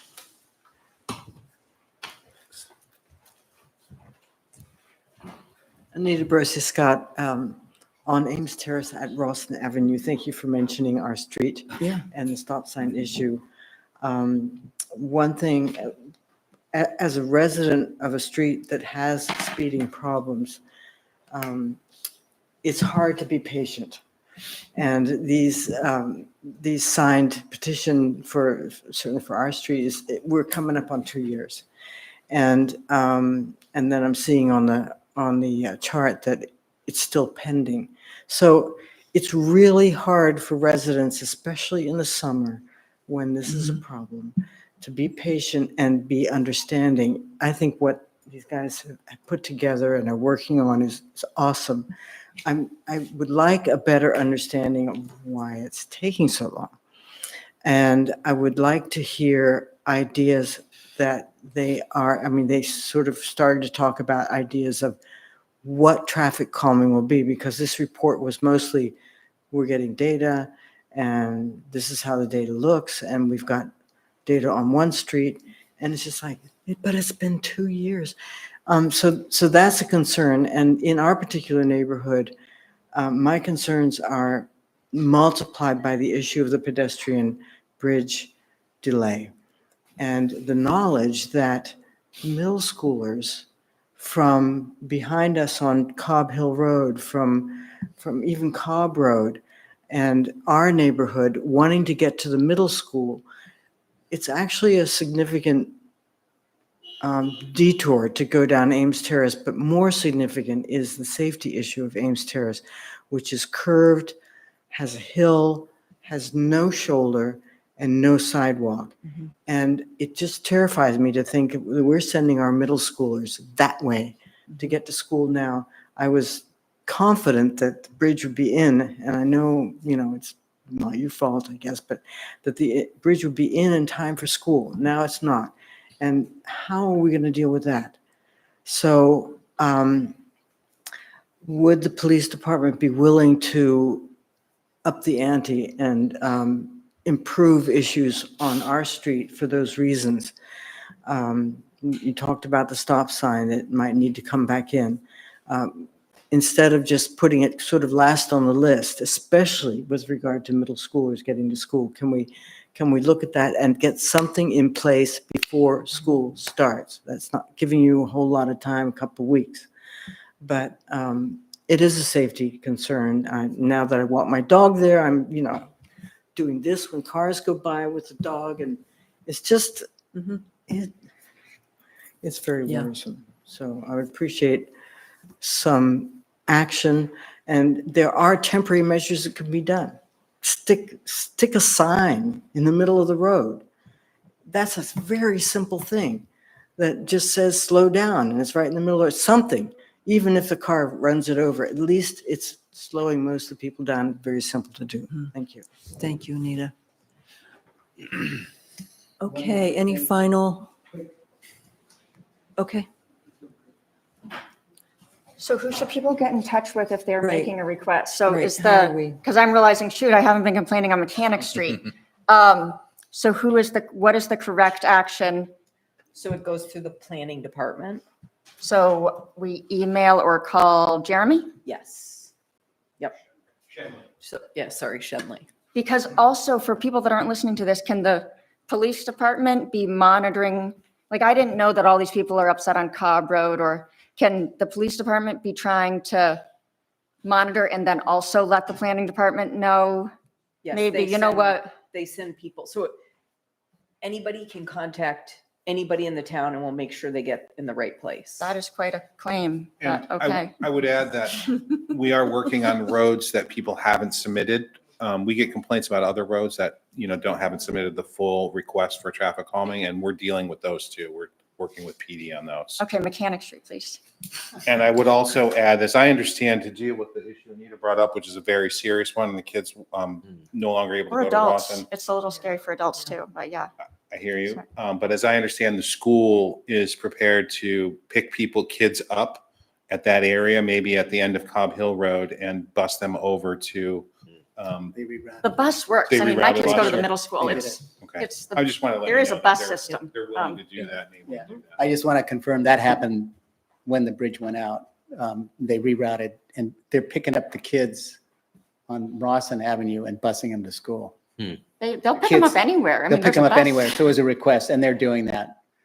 Jeff Scott, Pathways Committee, this is really short. I just want to affirm that the Pathways Committee is involved with this, with both Jeremy and with Dave. And we are interfacing with them and trying to come up with ideas, and they're tapping into us too. That's it. And want to continue to encourage that we work together, which we are. And you updated your master plan to include an Ames Terrace That's sidewalk. correct. That's correct. Yeah. great. Okay, excellent update. That was great. Conservation Commission update on the Emerald Ash Borer.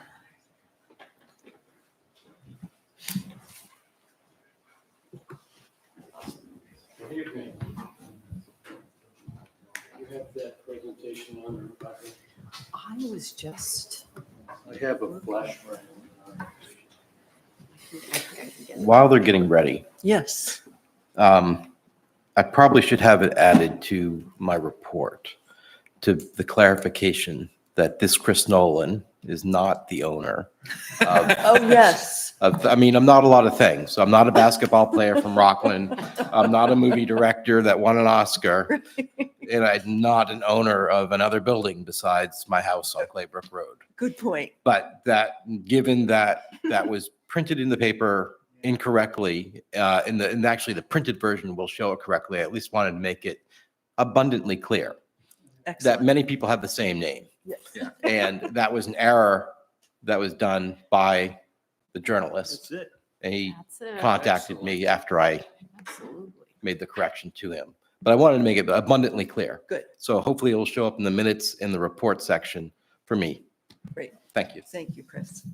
Hi, Okay. my name is Brian Lightbody. I'm the co-chair of the Camden Conservation Commission, and my colleague Barb Boland. And the purpose of this presentation is to really raise everyone's level of awareness of the imminent They're threat. trying to put it on the, Yeah, good idea. Of the emerald ash borer in our community, effects on our community. Is it still no signal? That's so Hmm. strange. I'm just in and out a couple times. Let me see if maybe I'll just a little bit.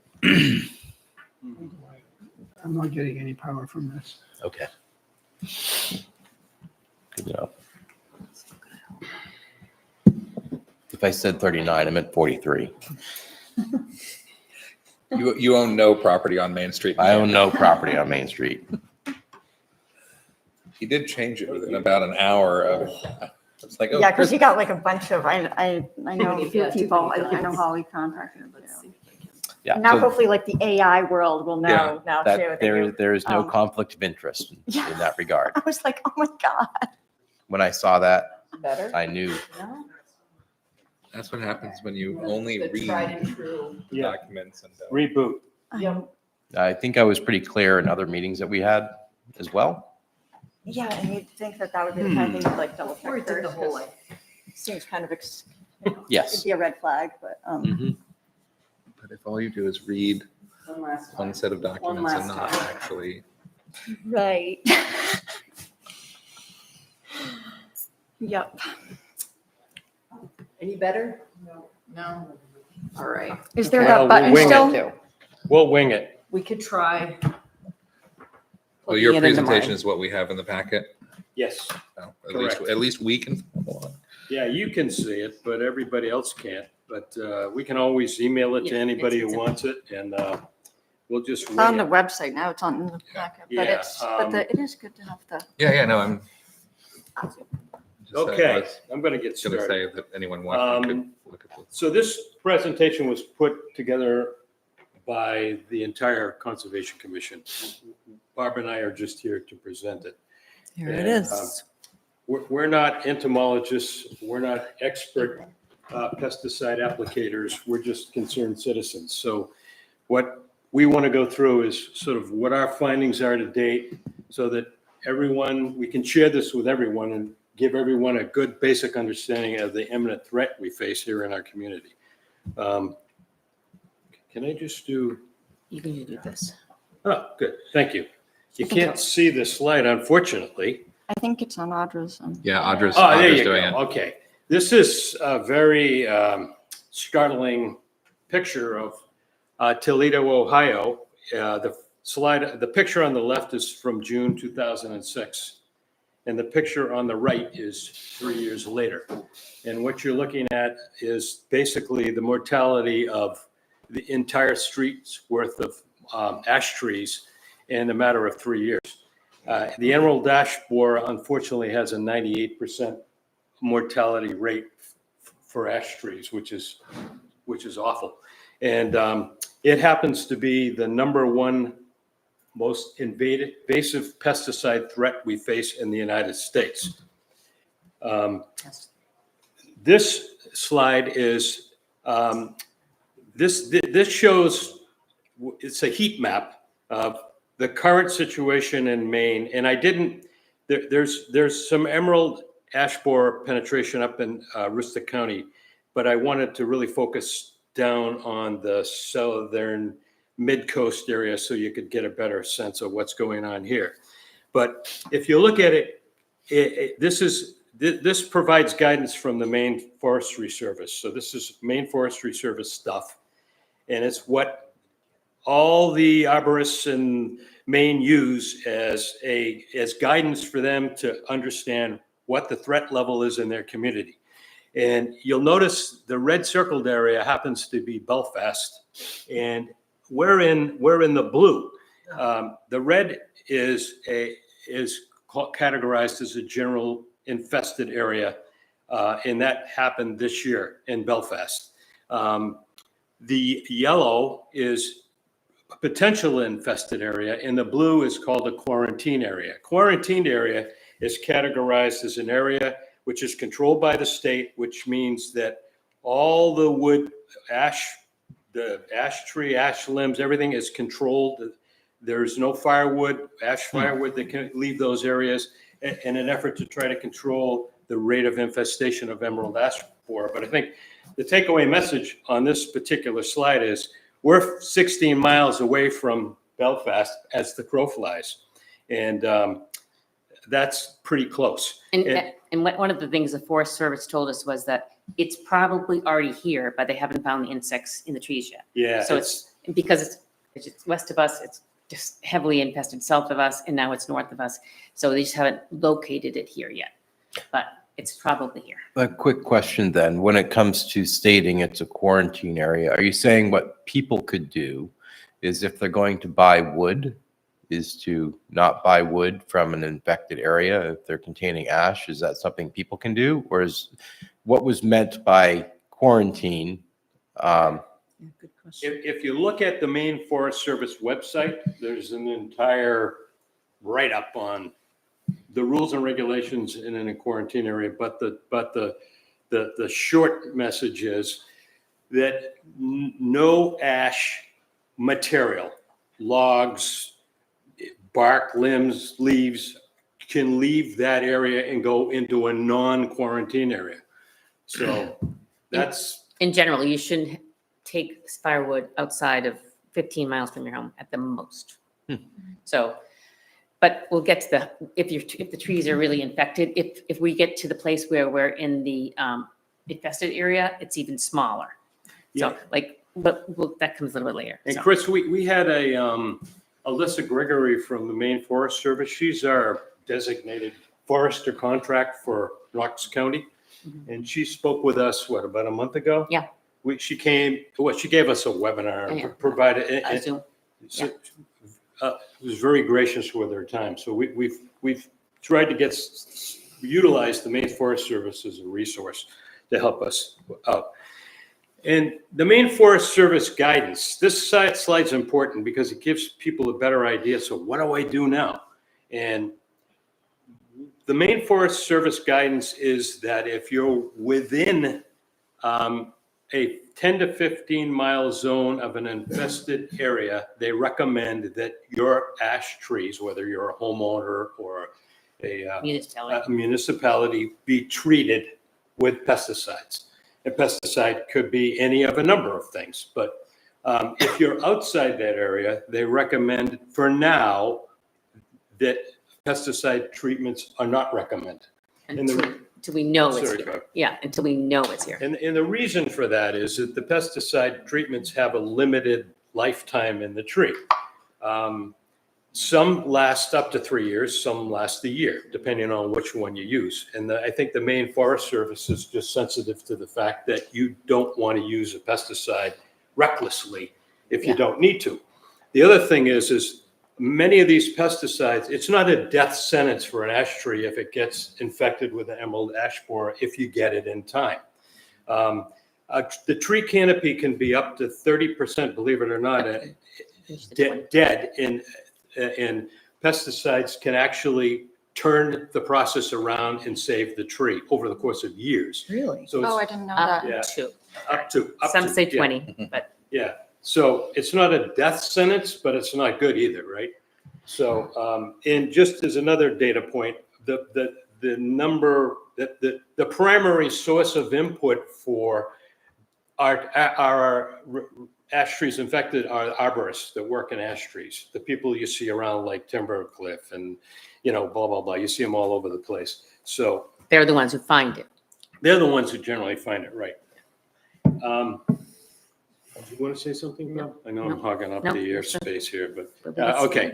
So the potential impact of losing trees, a lot of these are kind of obvious, but I mean, this is from the Maine Forest Service website, and they have lots of terrific information. Food source for wildlife, impact to hydrology and soil integrity. Obviously, the trees go away, the roots go away. If the roots go away, the dirt goes away. So it's not a good thing. But the big one here is about $320 million of potential economic impact in Maine to forests and landowners. Maine doesn't, unlike some states like Michigan and Wisconsin that have a tremendous amount of ash trees, and they have a tremendous emerald ash borer problem. We have much less ash trees, but the bad news is we have a lot of ash trees in municipalities, like in downtown Camden. So it's going to be very obvious that they're in trouble. And the next sentence, loss of significant street trees in many communities. Removal of dying and dead trees will cost millions of dollars and change how communities look. And that's kind of obvious too. And then there's the implication of the loss of brown or black ash trees to the Wabanaki Indians and the basket making and this and that. Black ash trees primarily are indigenous to swampy areas. So most, I think all the ash trees we have in our community here are white ash and green ash trees. So that's less of an issue, but it's still a huge issue. This is just a quick ash ID slide, which, you know. If you don't know what they look like. Yeah, if you don't know what they look like, there's two beautiful ash trees in front of the chiropractor's Johnstown. office. Yeah, oh my God. In fact, Beatty alerted us to those. They're gorgeous. So if you have a minute, just look, once you start seeing one like that close up, then when you're driving around, I mean, as a passenger, not a driver. Yeah. You'll start seeing them Or more and more around, or a walker. or And cyclist. hang on. And as I mentioned, primarily we have white ash trees in our village, some green ash trees. The green ash trees tend to be ones that people get at Plants Unlimited and start because the white ash trees are indigenous. But this one little fun, interesting fact is the third largest ash tree in the state of Maine is on C Street. Oh, that one. And it's over 300 years old. It's Wow. a beautiful tree. You may have seen it. There we have several in our village that are over 100 years old with heights of 50 to 80 feet in excess. There's a measurement called diameter of breast height, which is the way the size of the trees are measured. It's like 48 inches off the ground. Dave knows all this stuff. That we have many in excess of 24 inches. So there's a lot of big white ash trees in Camden. And Now- are all varieties equally vulnerable? Yes, Okay. absolutely. Yeah. There's no favored nation status. Yeah. Now, in 2017, the previous Conservation Commission commissioned a report to be done with tree canopy funding to do an inventory of all the ash trees in the right-of-way of Camden Village. And we have that data. That data has been downloaded into our GIS system. Thank you. And this happens to be a picture. This is kind of a confusing picture, along with all of our street trees, by the way. There's 452 ash trees as of 2017 that are in the village area. And some of those are no longer there. Some of them are bigger because it's 8 years later. But we have a really good idea of where the ash trees are in the village. And we knew back then what the condition of the trees was. So we've got data to work with from a survey, data we can use as metrics to try to develop a plan around some kind of a Treatment. treatment plan, right? And these aren't just street trees, they're trees on people's property as well? Or In the only right street of way. trees? In the right In the right of way, okay. Only in the right of way, right? Okay. Exactly. Good, excellent question. So just to give you a number, like the number Brian used, if you removed all those trees, it's almost, that's $904,000. 900. $904,000. You're gonna work right into my slide here. Thank you for that. What it's gonna cost if those trees die. Right. All right. So what can we do about it? Well, we can utilize the previous ash tree survey we have. It's a wonderful, it's a wonderful body of work. We can work with a licensed pesticide applicator to develop and implement a treatment plan. Now, we happen to be working with Shane Hendrick from Tree Works. It was a recommendation from the Department of Public Works. Shane was born in Camden. Was a Camden resident until very recently. He's been a remarkable resource for us, helping us understand. He's one of the only licensed pesticide applicators. So he's helped us get our heads wrapped around what can we do? and what the costs are going to be. And we'll present some of that data in a minute. The other thing we really need to do is develop and implement a public education program for private landowners, because we're specifically talking about the trees in the right of way here, not trees. But there's the whole public landowner part two, yeah. And then work with them. We already started, Barb actually already started working with the Maine Forestry Service on a tree tagging program. Yeah. And do you want to quickly describe? Well, it's just we're going to tag a lot of the trees in downtown and some people's properties that just describes the value of that tree to economically and environmentally. It's just a piece of paper, we have this calculator thing, and it stays up for a few months. It's a laminated thing, just to help educate people on like this tree, because it shades so much. It has a lot of different parameters. It shows how it saves on air conditioning or there's many different parameters, but it shows the value of each mature tree. And so that's part of that public education thing. And that's one of the ones that the Tree Forestry Service recommended. But I'm gonna go with Good. Yep. Oh, there is another person. We're also known that the Tree Keepers has some kind of organic treatment plan that they believe works. So. So what's this going to cost? Well, can you tell them how we do it first? What's that? The way that they treat the trees for pesticides is a couple different options. And the most common one for most trees is, but it varies depending if it's close to a sidewalk or something, but they can inject the tree at a specific time of year when it's just the leaves starting to form, and it gets a pesticide at different places around the tree, which goes up to the top of the canopy to help kill the insects. And that's what we're talking about, the treatment of it. And there's a few other options where they can, in certain places, they can put pesticide into the root area in some places. And so there's a few options, but that's the cost when we're talking about the treatment of it. Yeah, and that the success rate with this treatment with the treatments is very good. The downside of it needs to be repeated up to every 3 years. Right. But it works very well. And as Barb said, it's a stem. Most of the cases they use a stem injection method instead of a drench method, because they don't want to, because it's more specific to the exact tree rather than drench all the soil around the tree and everything else that happens to be. It's like what we did for brown-tailed moth. Similar. Yep. Very similar. Right.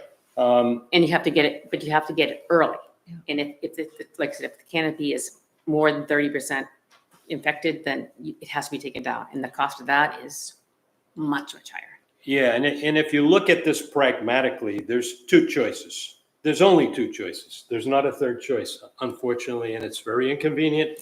You treat the tree or you cut the tree down eventually after it gets infected. So there isn't a third choice. There's no wait and see. Like maybe it'll be okay. It's not going to be okay, not with a 98% mortality rate. Right.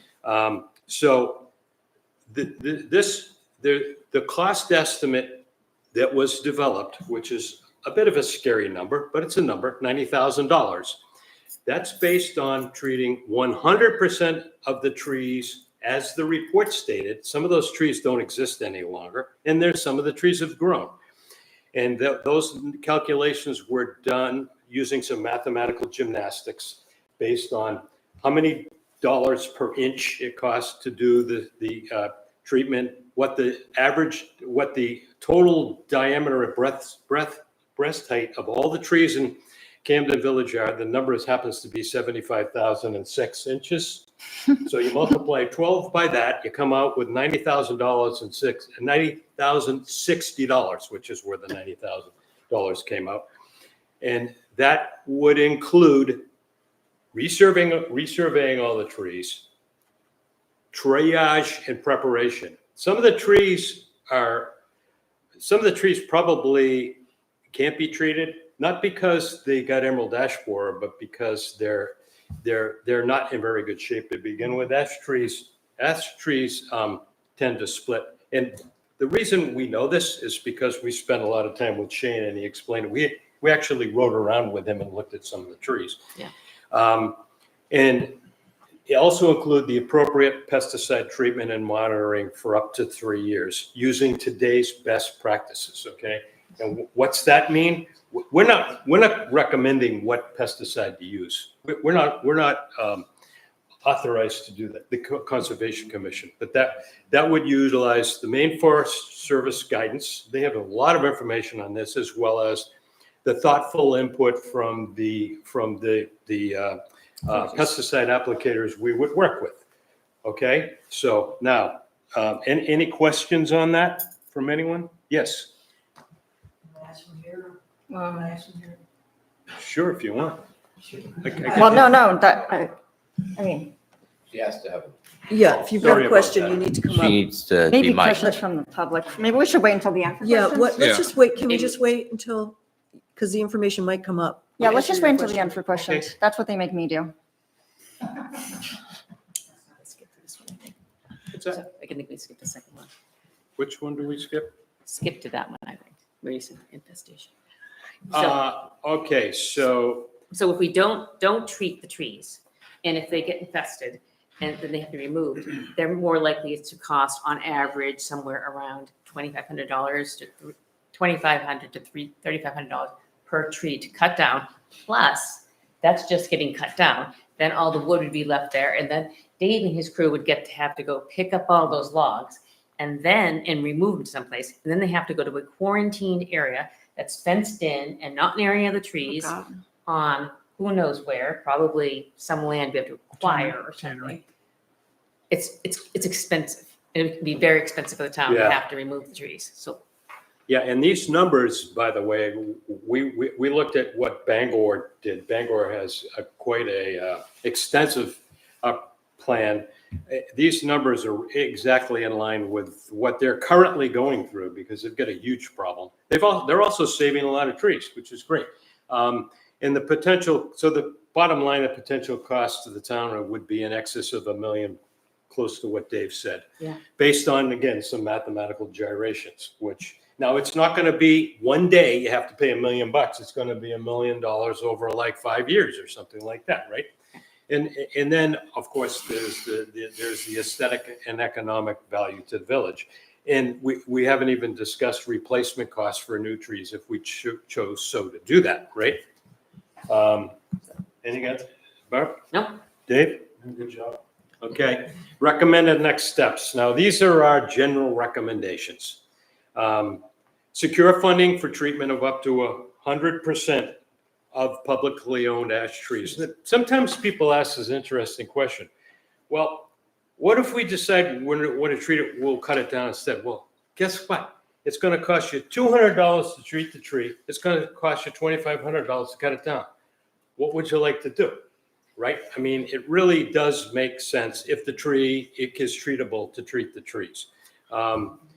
Partner with a licensed pesticide applicator to develop and implement a treatment plan as per Maine Forest Service recommendations, and then execute a public education plan. Now, we go back to that heat map, and if you look at the heat map, right now, the Forest Service would say, don't do anything, Camden, just cool your jets.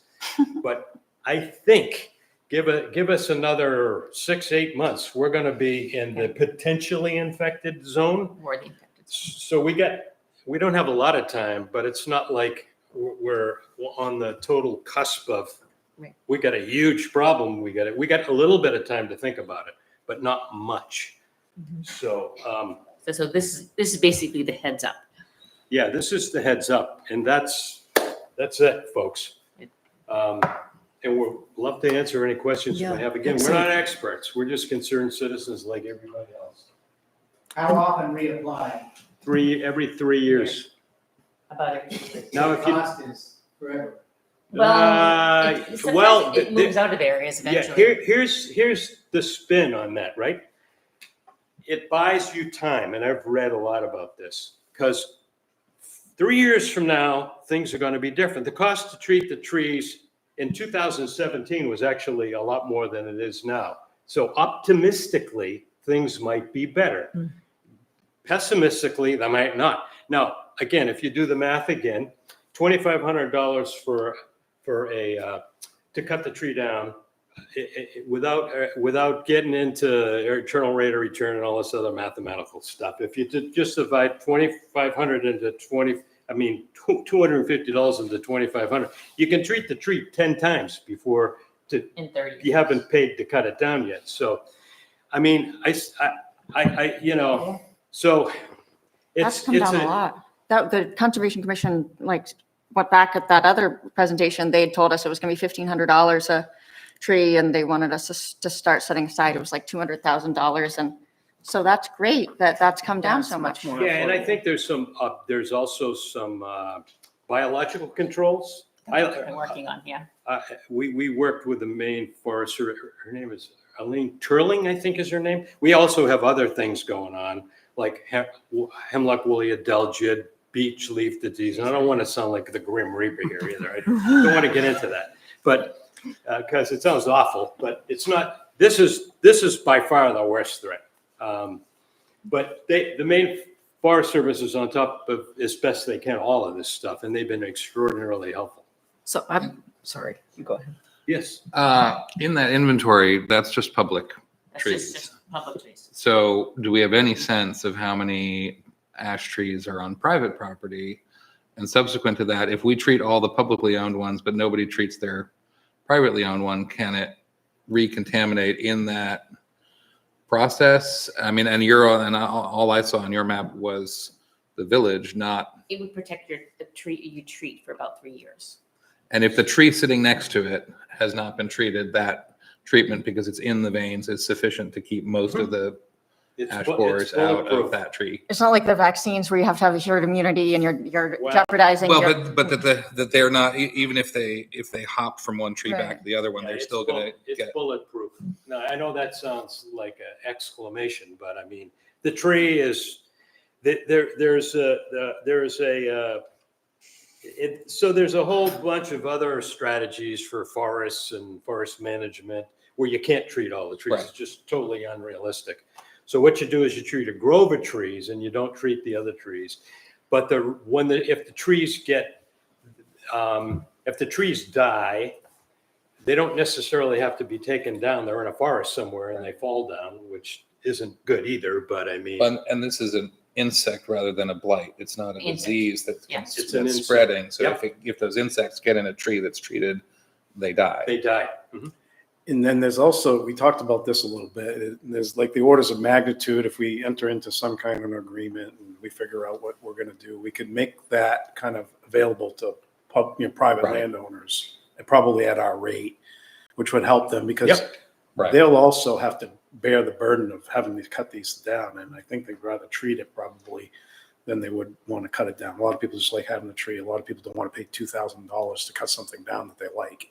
So that's the other component of it too. It makes it Yeah. available to private landowners. We can't, Um, I mean, there's heritage trees too that we might identify as ones that we may want to inoculate or Yeah, like the protect. one on C Street. Right. They're But they already may, treating it. but they may not be in the public right away. So we may want to try and save that just because it's, it's a landmark or whatever it is, but it might be on private property. There's a little bit of that overlap. And the landowners will be subject to the same restrictions we are as a municipality. They'll have to have the logs hauled off to a quarantine area, yada, yada, yada. Which is, So, has a lot to it. so things to think about. Do you happen to know if isolated ash trees have any safety factor? Like the American chestnuts, there are some stands still in the woods. There's about 2% in heavily infected areas that did not get it. But that's not a big percent. Not because they're isolated though, but because they're just immune. They really can't figure out why. Because the Yeah. bugs, they fly, right? Yeah, they kind of, Do they fly or do they just kind of? They fly. yeah. But they also, Not enough, they can't fly very far. there's this, Bigger tree, though. They mostly travel in the wood that's been cut down and things like that. there's a potential for genetic mutation too, which would make the trees less subject, more immune to the effects of the emerald ash borer. But that's like that's sort of like hope. It's not a business strategy or anything. Ken, we're told there's a group of people studying the trees that did not get emerald ash borer in places like in the Midwest where Yeah. it's heavily infected, but those ones didn't get it. But so far, they haven't really come up with a lot of anything very of value. And we might add anyone who's interested in just contact the Conservation Commission. And we'd love to have you come to our meeting, or Sure. we can talk more about it, but Could I ask a quick question? Sure. So like 6 to 8 months, we're thinking might be our time frame, and that actually kind of coincides with leaf out Yeah. as well. okay, so that's the other thing. Sorry, Yeah. Audra, to interrupt you. No, but no, I didn't no. mention that. I think Part you're of the right. treatment strategy is you want to do the treatment in the spring when If the possible. when the sap, like when the sap rises up into the tree, that's when it's most effective. So we probably wouldn't, well, a responsible pesticide applicator wouldn't do it now anyway, because it's dry. It just, the leaves are falling off the tree. It's just not Yeah. the way to do it. So- So But we should be planning for like March. March, yeah. Yeah. March, April, yeah, definitely. Yep. Which comes back to the importance of that reserve fund and from the fine money for the trees and. Tree Conservation Fund. Yep. If we hear anything new about it coming closer than Belfast, we will let you guys know. That map's updated all the time. Yeah, we're looking at all. And there's a talk. Did you tell people about the talk? Well, we're planning to have a talk with the public. We just haven't picked the date yet, probably in September. Or the one in Belfast? Oh, that's not really for the public. Oh, I'm sorry. sorry. Just the, I okay. mean, But- they have a limited seating. Okay. Anita? I just wanted to ask about, as the town consider organic option, at least even if it's not official for the town as part of the education thing. I don't know enough about it yet. I'm told that the price is similar. The timing is different. I think it has to be done more often. And the one I heard about involves the Indian neem tree. We've been using neem, so if the education at least could include that. Yeah. Yeah, we as a Conservation Commission are naturally want to be very responsible when it comes to what we would support or recommend or anything. So that's why we put best practices and didn't want to get into the whole what pesticide. Well, you've been very patient. Oh, yeah. What do you want? I just wanted to ask, is actually similar to what Beatty was asking, and that is, there are issues of timing with regard to pollinators and seed eaters, I would think. I remember this from our brown-tailed moth, terrible infection that we had a few years ago. And, the choice of insecticide will be important, and the timing. You've got, as I say, pollinators of the bloom time of the tree, and then you've got the seed eaters.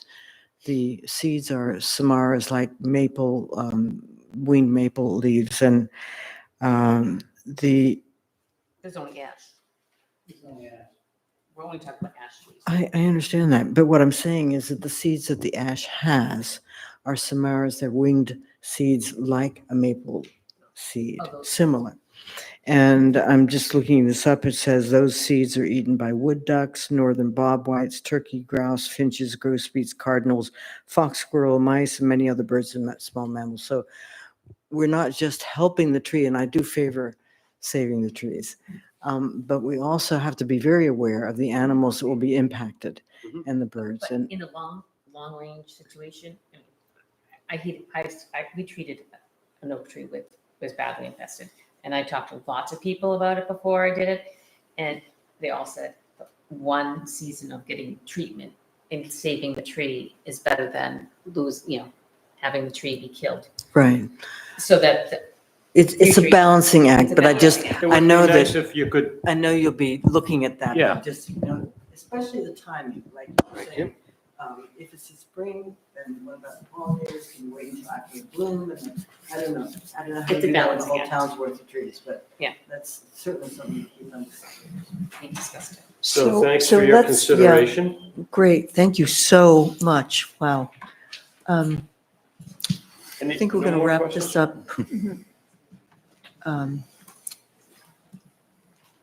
Is there any more that we need to say about this right now, Audra, or should we just keep it on the? I think that for now, it sounds like we know exactly when we're thinking about, Okay. applying the treatment. But I do think that, to line everything up to be ready for March, probably sooner rather than later, we should bring it back around again to get authorization from all of you Mhm. to move forward with, whatever we need to do to Mhm. contract with a licensed applicator for March, Great, great, because great. we have funds available. Okay. But at that point, we can have that specific plan of what the products are going to be and what the Mhm. timing and that we can have that whole conversation. Yes. Okay. We need to set a date for committee and board appointment workshop.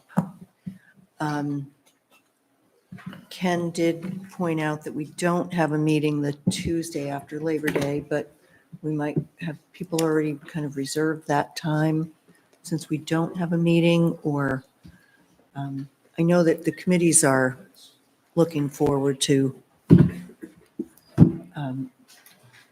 I had a meeting that was going to be the second Tuesday, so I switched it to the first Tuesday of September. Okay. And it doesn't Alright. have to be a Yeah, I can't do Tuesday. it then. It doesn't have to be a Yeah. Tuesday necessarily. What are people thinking in terms of when, if we want to talk through who wants to liaise with The with each evening meetings community? are super difficult with the kids and their schedule right now. Is there So- any way we can do like a lunchtime Zoom, or what do you have in mind for the? Well, I think that it's, given past experience, there's some hashing out that happens. Yeah, we have a, yeah. It takes a while and there's a lot of back and forth. If we can all be in the same place at the same time, I think it will go better than to be on Zoom. What's your definition of evening? Like if we were to meet at 5, does that really challenge you with? I mean, with actually, kid- later in the evening would be better. It's just that time where the kids are. going. Right, I understand We moving move. around and so Also, the town staff that need to. is there flexibility? If we were to look at 3:00 or 2, No, is there that's any terrible, but flexibility? I mean, never mind. I didn't I have say- work commitments You- with clients Okay. between 8 AM and 5 PM that I Okay. cannot interrupt. Okay. So that, Yeah, it would be good to probably get the scope of this really, because my hope is that we can talk, I think some of it is finishing our goal setting right, workshop so that we can have some agreement on what the committees Right. should be doing. right. And maybe that does mean that we have to bite off a few of them at a time, but Mhm. before we get into just the details of who's going to be on the committee, I think we wanted to really talk about how that structure works and the types of things that we want input on from committees or standing committees versus ad hoc Right. committees. So you I will have adjust to expressed- Chris's okay. schedule. Okay. So if we do an evening, Is there a reason why it could not be part of a regular select board meeting if we're not taking all the committees at once? But if there are needs to go ahead and do certain committees that have needs for new members or whatever, is there a reason why we have to do it all at once? If we, just thinking that if we No. spread it out and say, oh, there's like 6 or 7 committees on the list, spread it out between the different select board meetings and dedicate a discrete amount of time. that could work. I think for the clear ones that some of them are just like the planning board, we're not going to change the role of the planning board dramatically. So Right. that can just be on an agenda. But I do think we want to have a larger conversation about the committee process and what's working and what's not working and the types of things we need. So I'm afraid if we just break it up into this committee, this committee, this committee, that we miss the opportunity to talk about. Right, well, we were talking about more goal setting as well. So if we were to combine the goal setting with sort of definitions around committees, looking at that, and then the assignments could flow from that in an open meeting. Or you It and I might could make it just a break little up more- like this select board meeting, we're going to have this conversation about the role of the whatever, the role of the harbor committee and the ordinance, or, I mean, you could kind of work to define some of the things that need to So be you're talked saying about. within a regular meeting? I was trying to Yeah. rethink of a little bit about what Chris said, and Yeah, as long as we get to the point where we're having a more meaningful conversation, mhm. I'm fine with that. I just don't think most people like exactly the way it goes. I mean, the material that we got from Bill indicates that the committees stand until they're reappointed, so we're not in a situation where they're not functioning. Oh, good. So I think that your There's no suggestion emergency. is a good one, that we don't have to take it all on at once. How do we feel about that? So we could break it up into Yeah, into I'm Yeah, fine I with mean, manageable chunks? And if there is a need for that make that the first discussion, if need be, on whatever, if there's a larger discussion about committees in general, have it be one and done in the first Yeah. discussion. Yeah. But if there is room in our time, if we constrain our time effectively, Mhm. or if not, for me, I always leave Tuesday night open, because select board dates seem to Yeah. fluctuate. So, Well, let's give that a try. Mhm. We'll have an overall conversation, then tease out a couple that we could tackle and see how that goes. yep. I I would just, I like you that. know, in terms of the appointment, it would be the next meeting, like in terms of the appointments to certain committees, as Allison said, like planning board, ZBA, those are pretty set, but they've got Right, needs to have those appointed to, for business to go forward. Right. So so we could put those at the top of the list and then, okay. All right, I like that idea. What are you proposing to put this in a regular select board meeting?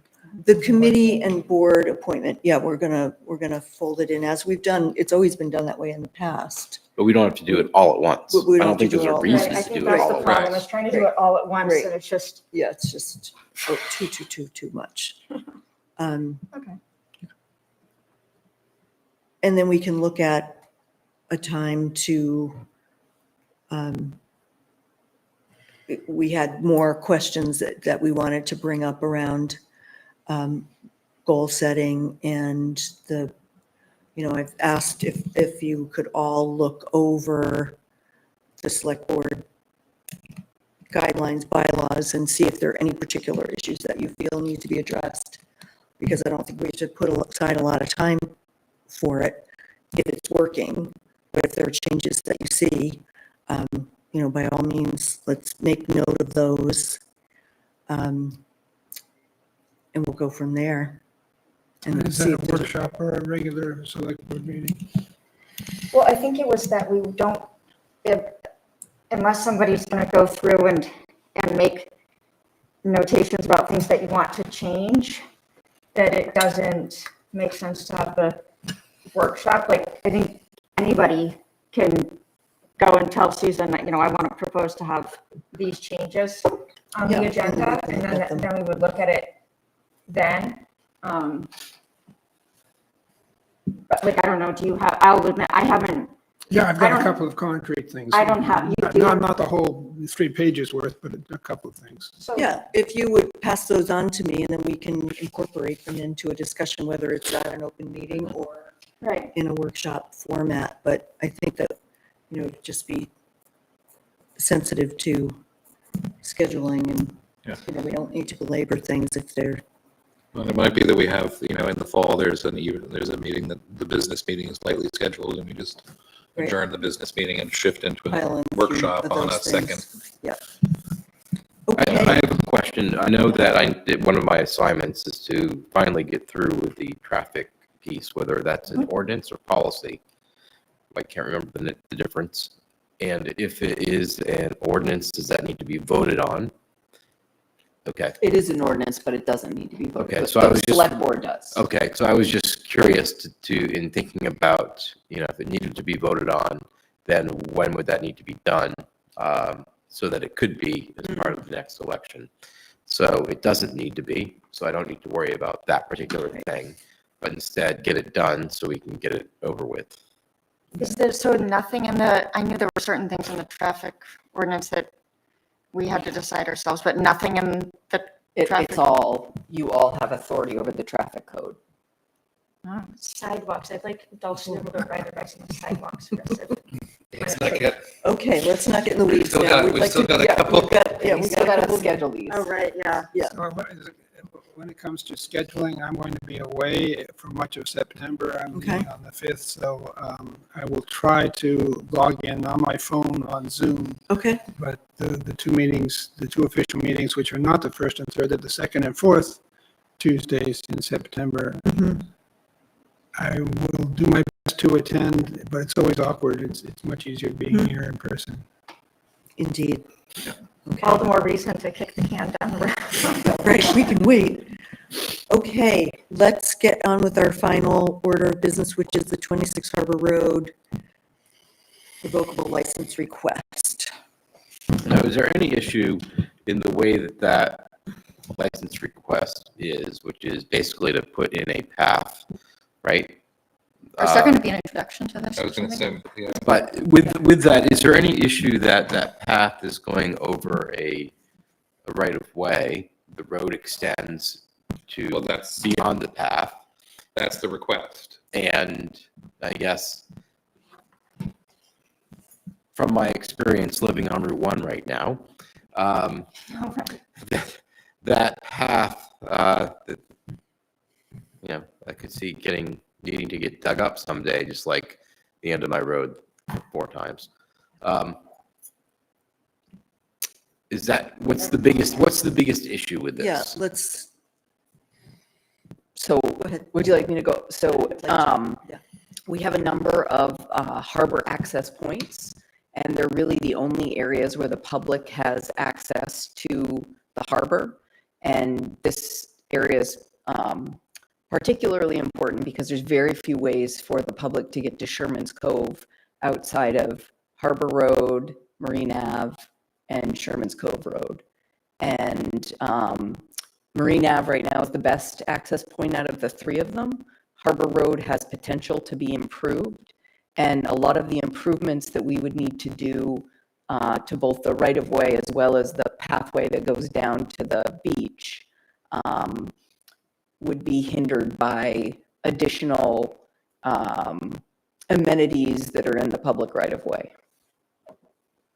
So there are things like, increasing the amount of space so folks can park and then turn around to get to the public access points. That would be difficult if there was additional sort of mostly permanent amenities placed in the public right-of-way by private property owners.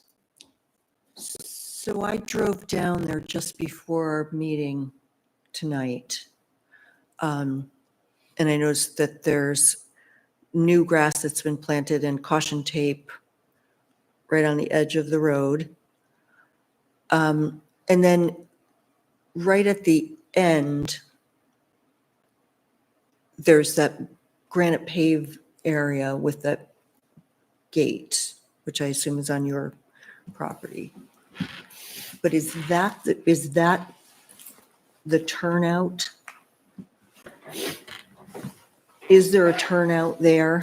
So there isn't a turnout currently, not a but turnout. where that, the granite paved area, where the grass with the caution tape, really up to the birch trees, that's all public right of way. Mhm. And so, that would be area in the future that if we want to improve the access there, we would need to use that area to do so. Particularly where, right before the gate, it's like that granite paved area. That would be the only area where we'd have an opportunity to do like a pull off, so people could park and then turn around and leave. So that granite paved area is in the town right of way? Yes. Yeah, and you can see it. We Yeah. went down there with the Public Works Director and Jeremy, Planning and Development Director, and we looked for the survey stakes to figure out where the right of way was. And we snapped a line using a tool that they had from the corner of the property. I forget what I think it's where the driveway is. There's another road or anything. So the corner where the driveway is to where the marker is, and that area is largely in the right of way. One of the big problems here is that the town over the years has not, we've relied on the surveys that other property owners have done. I mean, I think on their side, to me, it appears that it's partially in the right of way and partially not, some of that stuff. But then there's the other side, which we don't have. We know that that road is 33 feet wide, which is less than the right of way that we have on Marine Ave, which is part of my concern there, is that we don't have a lot to give in terms of being able to create that. But I do think in general, it's just very important that we revisit those Harbor Committee recommendations from 1994 and subsequently, where the town would survey and mark all of these right-of-ways, because it's just really confusing for people when they go, and then understandably new people will buy the property, and then you kind of go like what we all do at our houses. We go off of sort of what we see. I know I have things in the right of way and, and on Mechanic Street. So, Chris? I didn't really hear in the summary. I know this is down as an action item. Is this a private residence request that we saw in the map to go ahead? To be clear, what are we trying to decide? Are we trying to decide, can they put in a stone walk and 2 granite pillars at the end of the road where it joins the public right of way? Is that what we're taking? That's what's in the license application that's in the packet. So that's what we should Seeking to confine install our a stone walkway and a single mailbox post within a portion of the Harbor Road public right of way as depicted in the sketch. So that's what we need to focus our conversation on. Correct. However, we also are recognizing that this is part of a bigger conversation. A couple of things, I guess, that the revocable license has been a practice that is now Kind no of longer being institutional. used, Yeah, correct? right. And there's another, what is the, Yeah, so we're going to, traditionally, we've done these revocable licenses. Now that we've got the, the right-of-way code, it's going to be more of an application process. I guess when you're considering these, you can't just look at this in isolation, because it's really important as to what's going on in the right-of-way and what the plans are for the future. Because if there are some situations where there's really very little risk of the town, coming in and needing to dig up anything that's in the right of way. But I don't believe this is one of those areas where that's the case, because it's a public access point and, it's an area that could be improved, and a lot of people would like to see it improved for better public access to the beach. Is the land that they're looking to put their walkway, is their land part of the public access way or not? It's part of the public right of way to get to the public So access. their land is part of a public right of way. And No. that's my question. Public No, right the of way. Okay, wait. You guys always do a good job of interrupting me. They're trying to answer you, Chris. we're but- trying to answer your question that you've already asked. The road right of way extends onto the property that is being improved currently by those owners, because it starts in the middle of the road and extends out. And there is currently encroachment into the road right of way with improvements. And so this license seeks to codify those encroachments and further encroach. and further encroach. And so that's the question that we're, What are the further encroachments they're looking to do? The pathway. That's what I mean. It's just the pathway that they're talking about.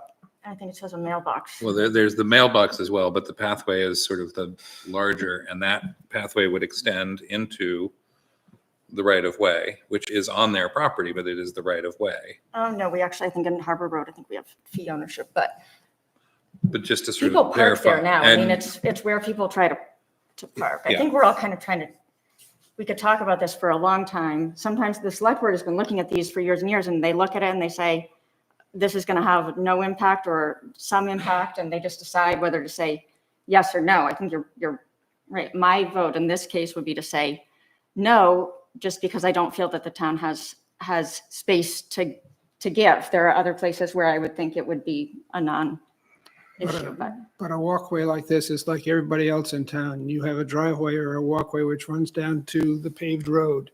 At some point, it enters the public right of way, and it's standard procedure. So we're not giving up the town right of way by letting somebody walk across from their house, the driveway. I would argue that there's a path. difference between a driveway and a path that is a design structure.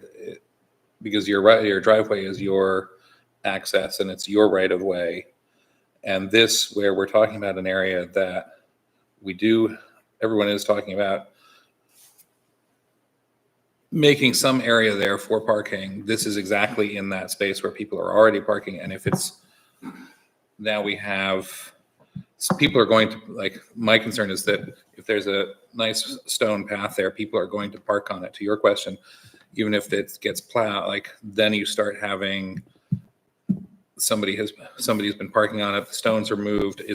Are we like, and to me, the stone path could stop at the edge of the right of way and still serve the property owner function without us yielding anything. We're not talking about 10, 15 feet. We're talking a fairly short distance.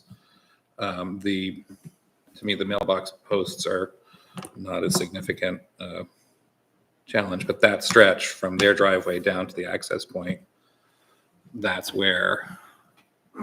And, the welcome landscaping, to come it's up. right now, what was concerning to me was to see the landscaping right to the edge and because that is where people need to be able to pull over a little bit and. Just before, But if like, that's, go ahead. because there is already the confusion over that stone area that goes to the gate, is that, like, and people do park there and use it as a turnaround. So there's already a little confusion. So I think there are two issues here. I think Excuse me, we're just talking go about. ahead and introduce yourself. I'm sorry, John Everybody else. Nixon. I'm the owner of the property. So there are two issues. One is the paved granite area with the dolphin gate that has existed there when we bought the property. And that's down near the end of the road where the public access to the harbor exists. What we're talking about is a few hundred feet further away, and we're talking about a space of this much, 2 feet, finishing the walkway from the front door to the street. And I think we included a photo in there of that. So it's a matter of just 4 paving stones that are left to be permanently installed there. And that is what we're requesting to do. Now, I have a lot to say about the granite area and the turnaround, but that's for another time, I think.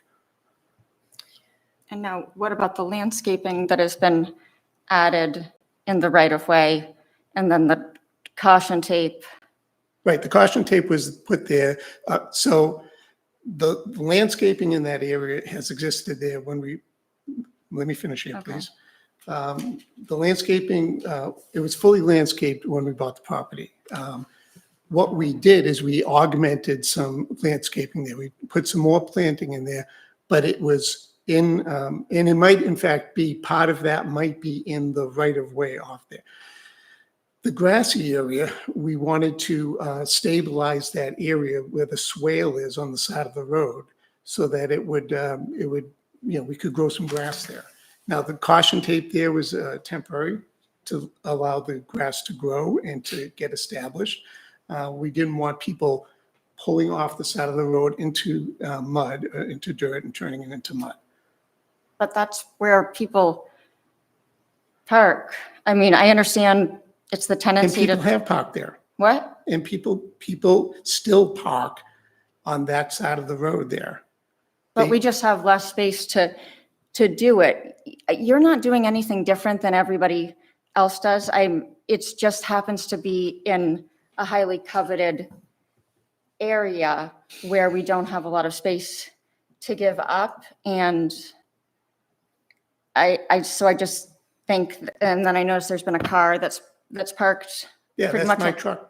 Right, and so that's in the right of way, and so you're limiting the amount of, it's already very difficult to go down there and maneuver around to try to turn around. And I mean, I think maybe in the future, we might be able to come up with an agreement where, hey, the town wants to create a turnaround, you want more space over here, you give us a couple of feet over here, we'll give you a couple of feet over here, something like that. I just, in this form, it feels like the encroachments are always, the public property is always getting smaller. And so we have to use these opportunities to protect and mark the public space in these really highly coveted areas. And That area where the Dolphin Gate is, where all of the cobblestone granite is, that isn't, only a very small amount of that is in the right of way. The rest of that is on the property that is well within the right of way. absolutely, I agree with that. But then, Right. the car sticks out further. So it's just this, death by a thousand cuts, sort of little by little, the public portion is just getting smaller. And it's happened on the other side of the road too, actually, possibly to a greater degree. I don't think you've done anything different. I just don't want to, I'm not comfortable formalizing giving any more away. So I'm looking at paragraph 10, which is sort of a protection for us, which says, under no circumstances shall any use of the licensed area unreasonably interfere in any way with the use of the public way by the public or the town. We could interpret that to mean that we want to really establish what the parameters are of public use, whether it means that where that Dolphin Gate is, we're going to establish that there's going to be a turnaround that needs to be open. That's all for the future. I mean, that's an Yeah, existing and- thing. The Well- Dolphin Gate has been there and I, No, but he's saying that most of that is on his property and your truck is parked there. So, I'm just trying to figure out how we define this so that we don't lose any more. I mean, I think not agreeing to, we have encroachments in the right of way everywhere that are just kind of being ignored because it's going to take a project to happen. I think it's probably two different things, dealing with the request to formalize or further encroach. And then it's another thing to discuss the existing encroachments and how that might need to change over time. But I'm just citing that as an example of how public space is like slowly lost. But I think that's not, I don't think we're prepared to discuss tonight whether things have to be moved, although I think some things do need to be moved. I just don't want to formalize it. It could be relatively I guess short. my feeling, and I didn't mean to jump over anybody else who might be, but is I know for you, you want to finish that, but we're giving away a lot for just a few feet of your path. And to me, I'm not comfortable with that just at this point to say, yeah, we're giving away anything that we might want just to give that little extra end of the path. A quick question. Is the path on your property, will the path be solely on your property or not? Will the path be only on your property? The path that we have a stone walkway. Yep. That was recently installed that goes up to the end of our property. And we have some loose stones, 4 loose stones waiting for approval to finish putting those in. So currently, your current path goes up to the end of your Yep. property line. Yep. And who owns the other side of that property line? The town. We do. Well, actually, it goes up to my property, but there is a right of way onto my property. So I brought it up, the walkway has been brought up to the point where my contractor said, I need permission to finish this from the town because it's in the right of way. So It would still be, the section of right of way is still on your property, Yeah. but it's in our jurisdiction because we have the right of way there at the edge of all roads. And Although Harbor Road, I do believe. Well, I mean, yeah, So but we don't want to. the theory is we have just the same as if I plant a rose bush just off the paved section. Yes, it's on my property, but it's in the right of way and I don't control that section of the property. And we would be ceding control of a right of way.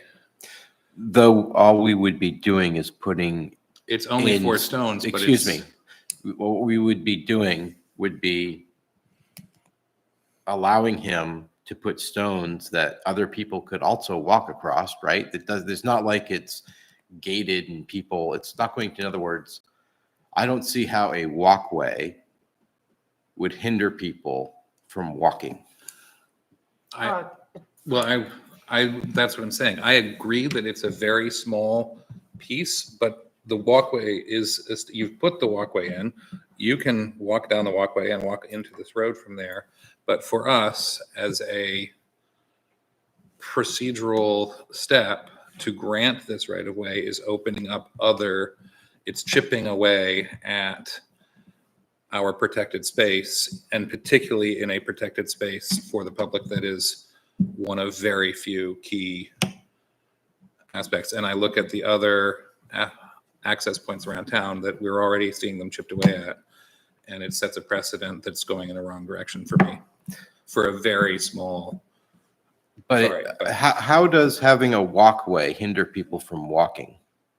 That's the use of the right of way is not only for walking. And I think if you went down there, you could see that there's been landscaping work done in conjunction with all of this. Some of this is already done, and there's the mailboxes there. A good amount of it has already been done, and it's very much an area that you can no longer feel like you could back up, one tire up onto to be able to turn around. It's more than just being able to walk there. It's saying that, okay, what if we decided that, like on Gould Street, that we wanted to put a sidewalk? We talk about traffic calming a lot tonight. Like, what if we said we wanted to put a sidewalk or a path through that area? We've now given up a chunk of that. What if we want to put parking? We're giving up the potential to use the space that is for the town. But we're not. I mean, you said we're ceding something. I don't see how we're ceding anything. The town still has the right of way. If we want to put in a sidewalk, then it's our right of way to put that sidewalk in. If we want to put in parking, a turnaround spot, it's our right of way. But we've given away a part of it in this I agreement. don't understand why you're saying we're giving it away. it's still there. Because people go down there and try to turn around now, and you'll find, and if you just hang out to there, you'll see there are people coming down there. There are people using that. There are people saying, why haven't we made this better? It's already impacting it, and it's already lessened the amount of space. So you have to turn around in the neighbor's driveway on the other side. It's 33 feet is like the minimum that you would need. So we're making it so if we want to talk about, okay, when we pave Harbor Road, which is going to need to happen fairly soon, and we want to widen out this area, or instead of it being able to be something that can be done by Public Works after the Budget Committee had a discussion or whatever, then we've got this agreement where we have to go through, and we're basically saying with this agreement, we have no plans to do anything with that space anytime soon.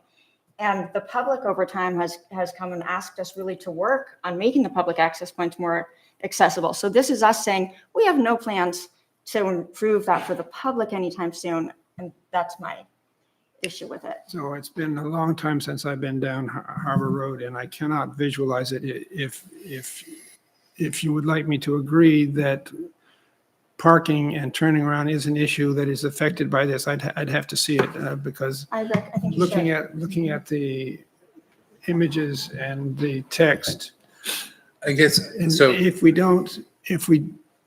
until we have a plan to improve the parking and the access and the turnaround, there's no harm done.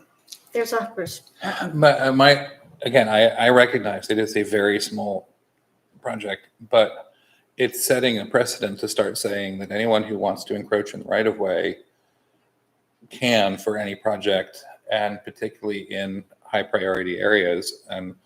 But I'm also feeling like we're probably all of a mindset that aren't, we had conversations recently about continuing to talk when we've already, I don't know that for how much further. I have a question about the language of the agreement in particular. Audra, maybe you can enlighten me.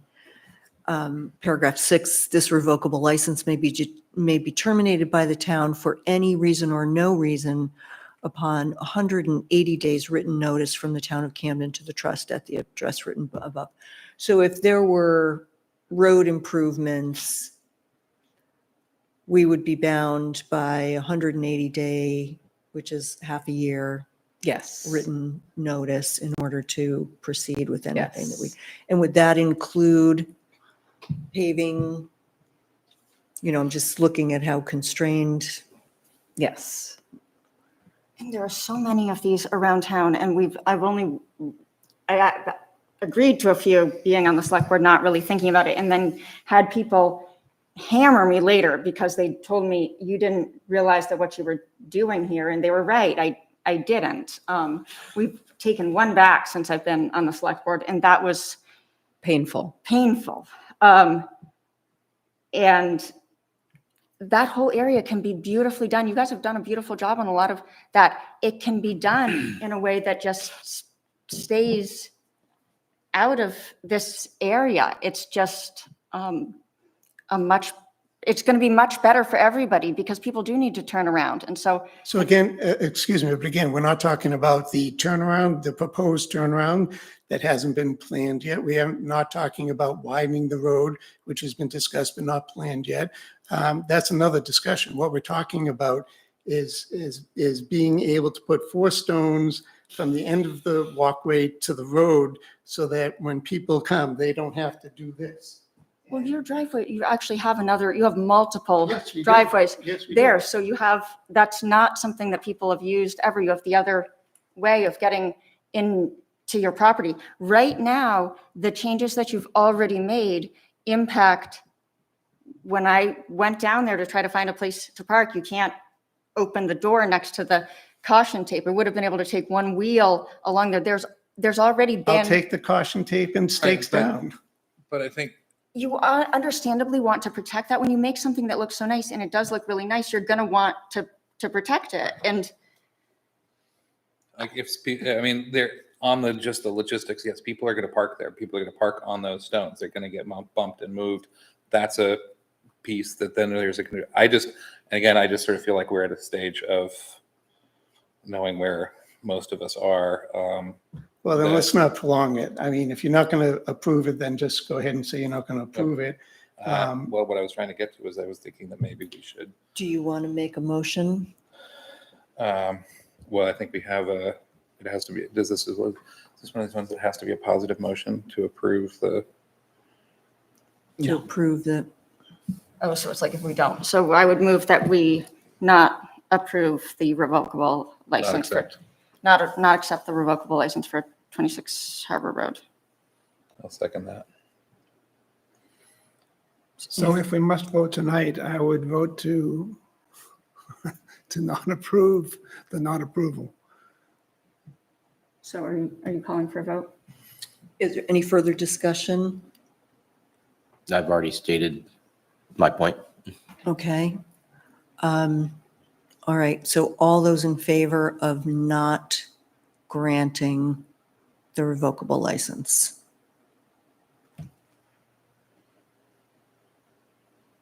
And those in favor granting. the Those license. opposed To Grant it, we're and actually are you opposed. abstaining? No, I'm. No, they're opposed to the motion. Okay, so you would be, okay, Opposed to a that's where negative we vote. are. Okay, well, thanks for your consideration, and Thank you. we will be having a lot more conversation when you get to the point where you want to expand the right of way. So you all have a good night now. Thank you. Okay. I have a motion to adjourn. So moved. Second. Any further discussion?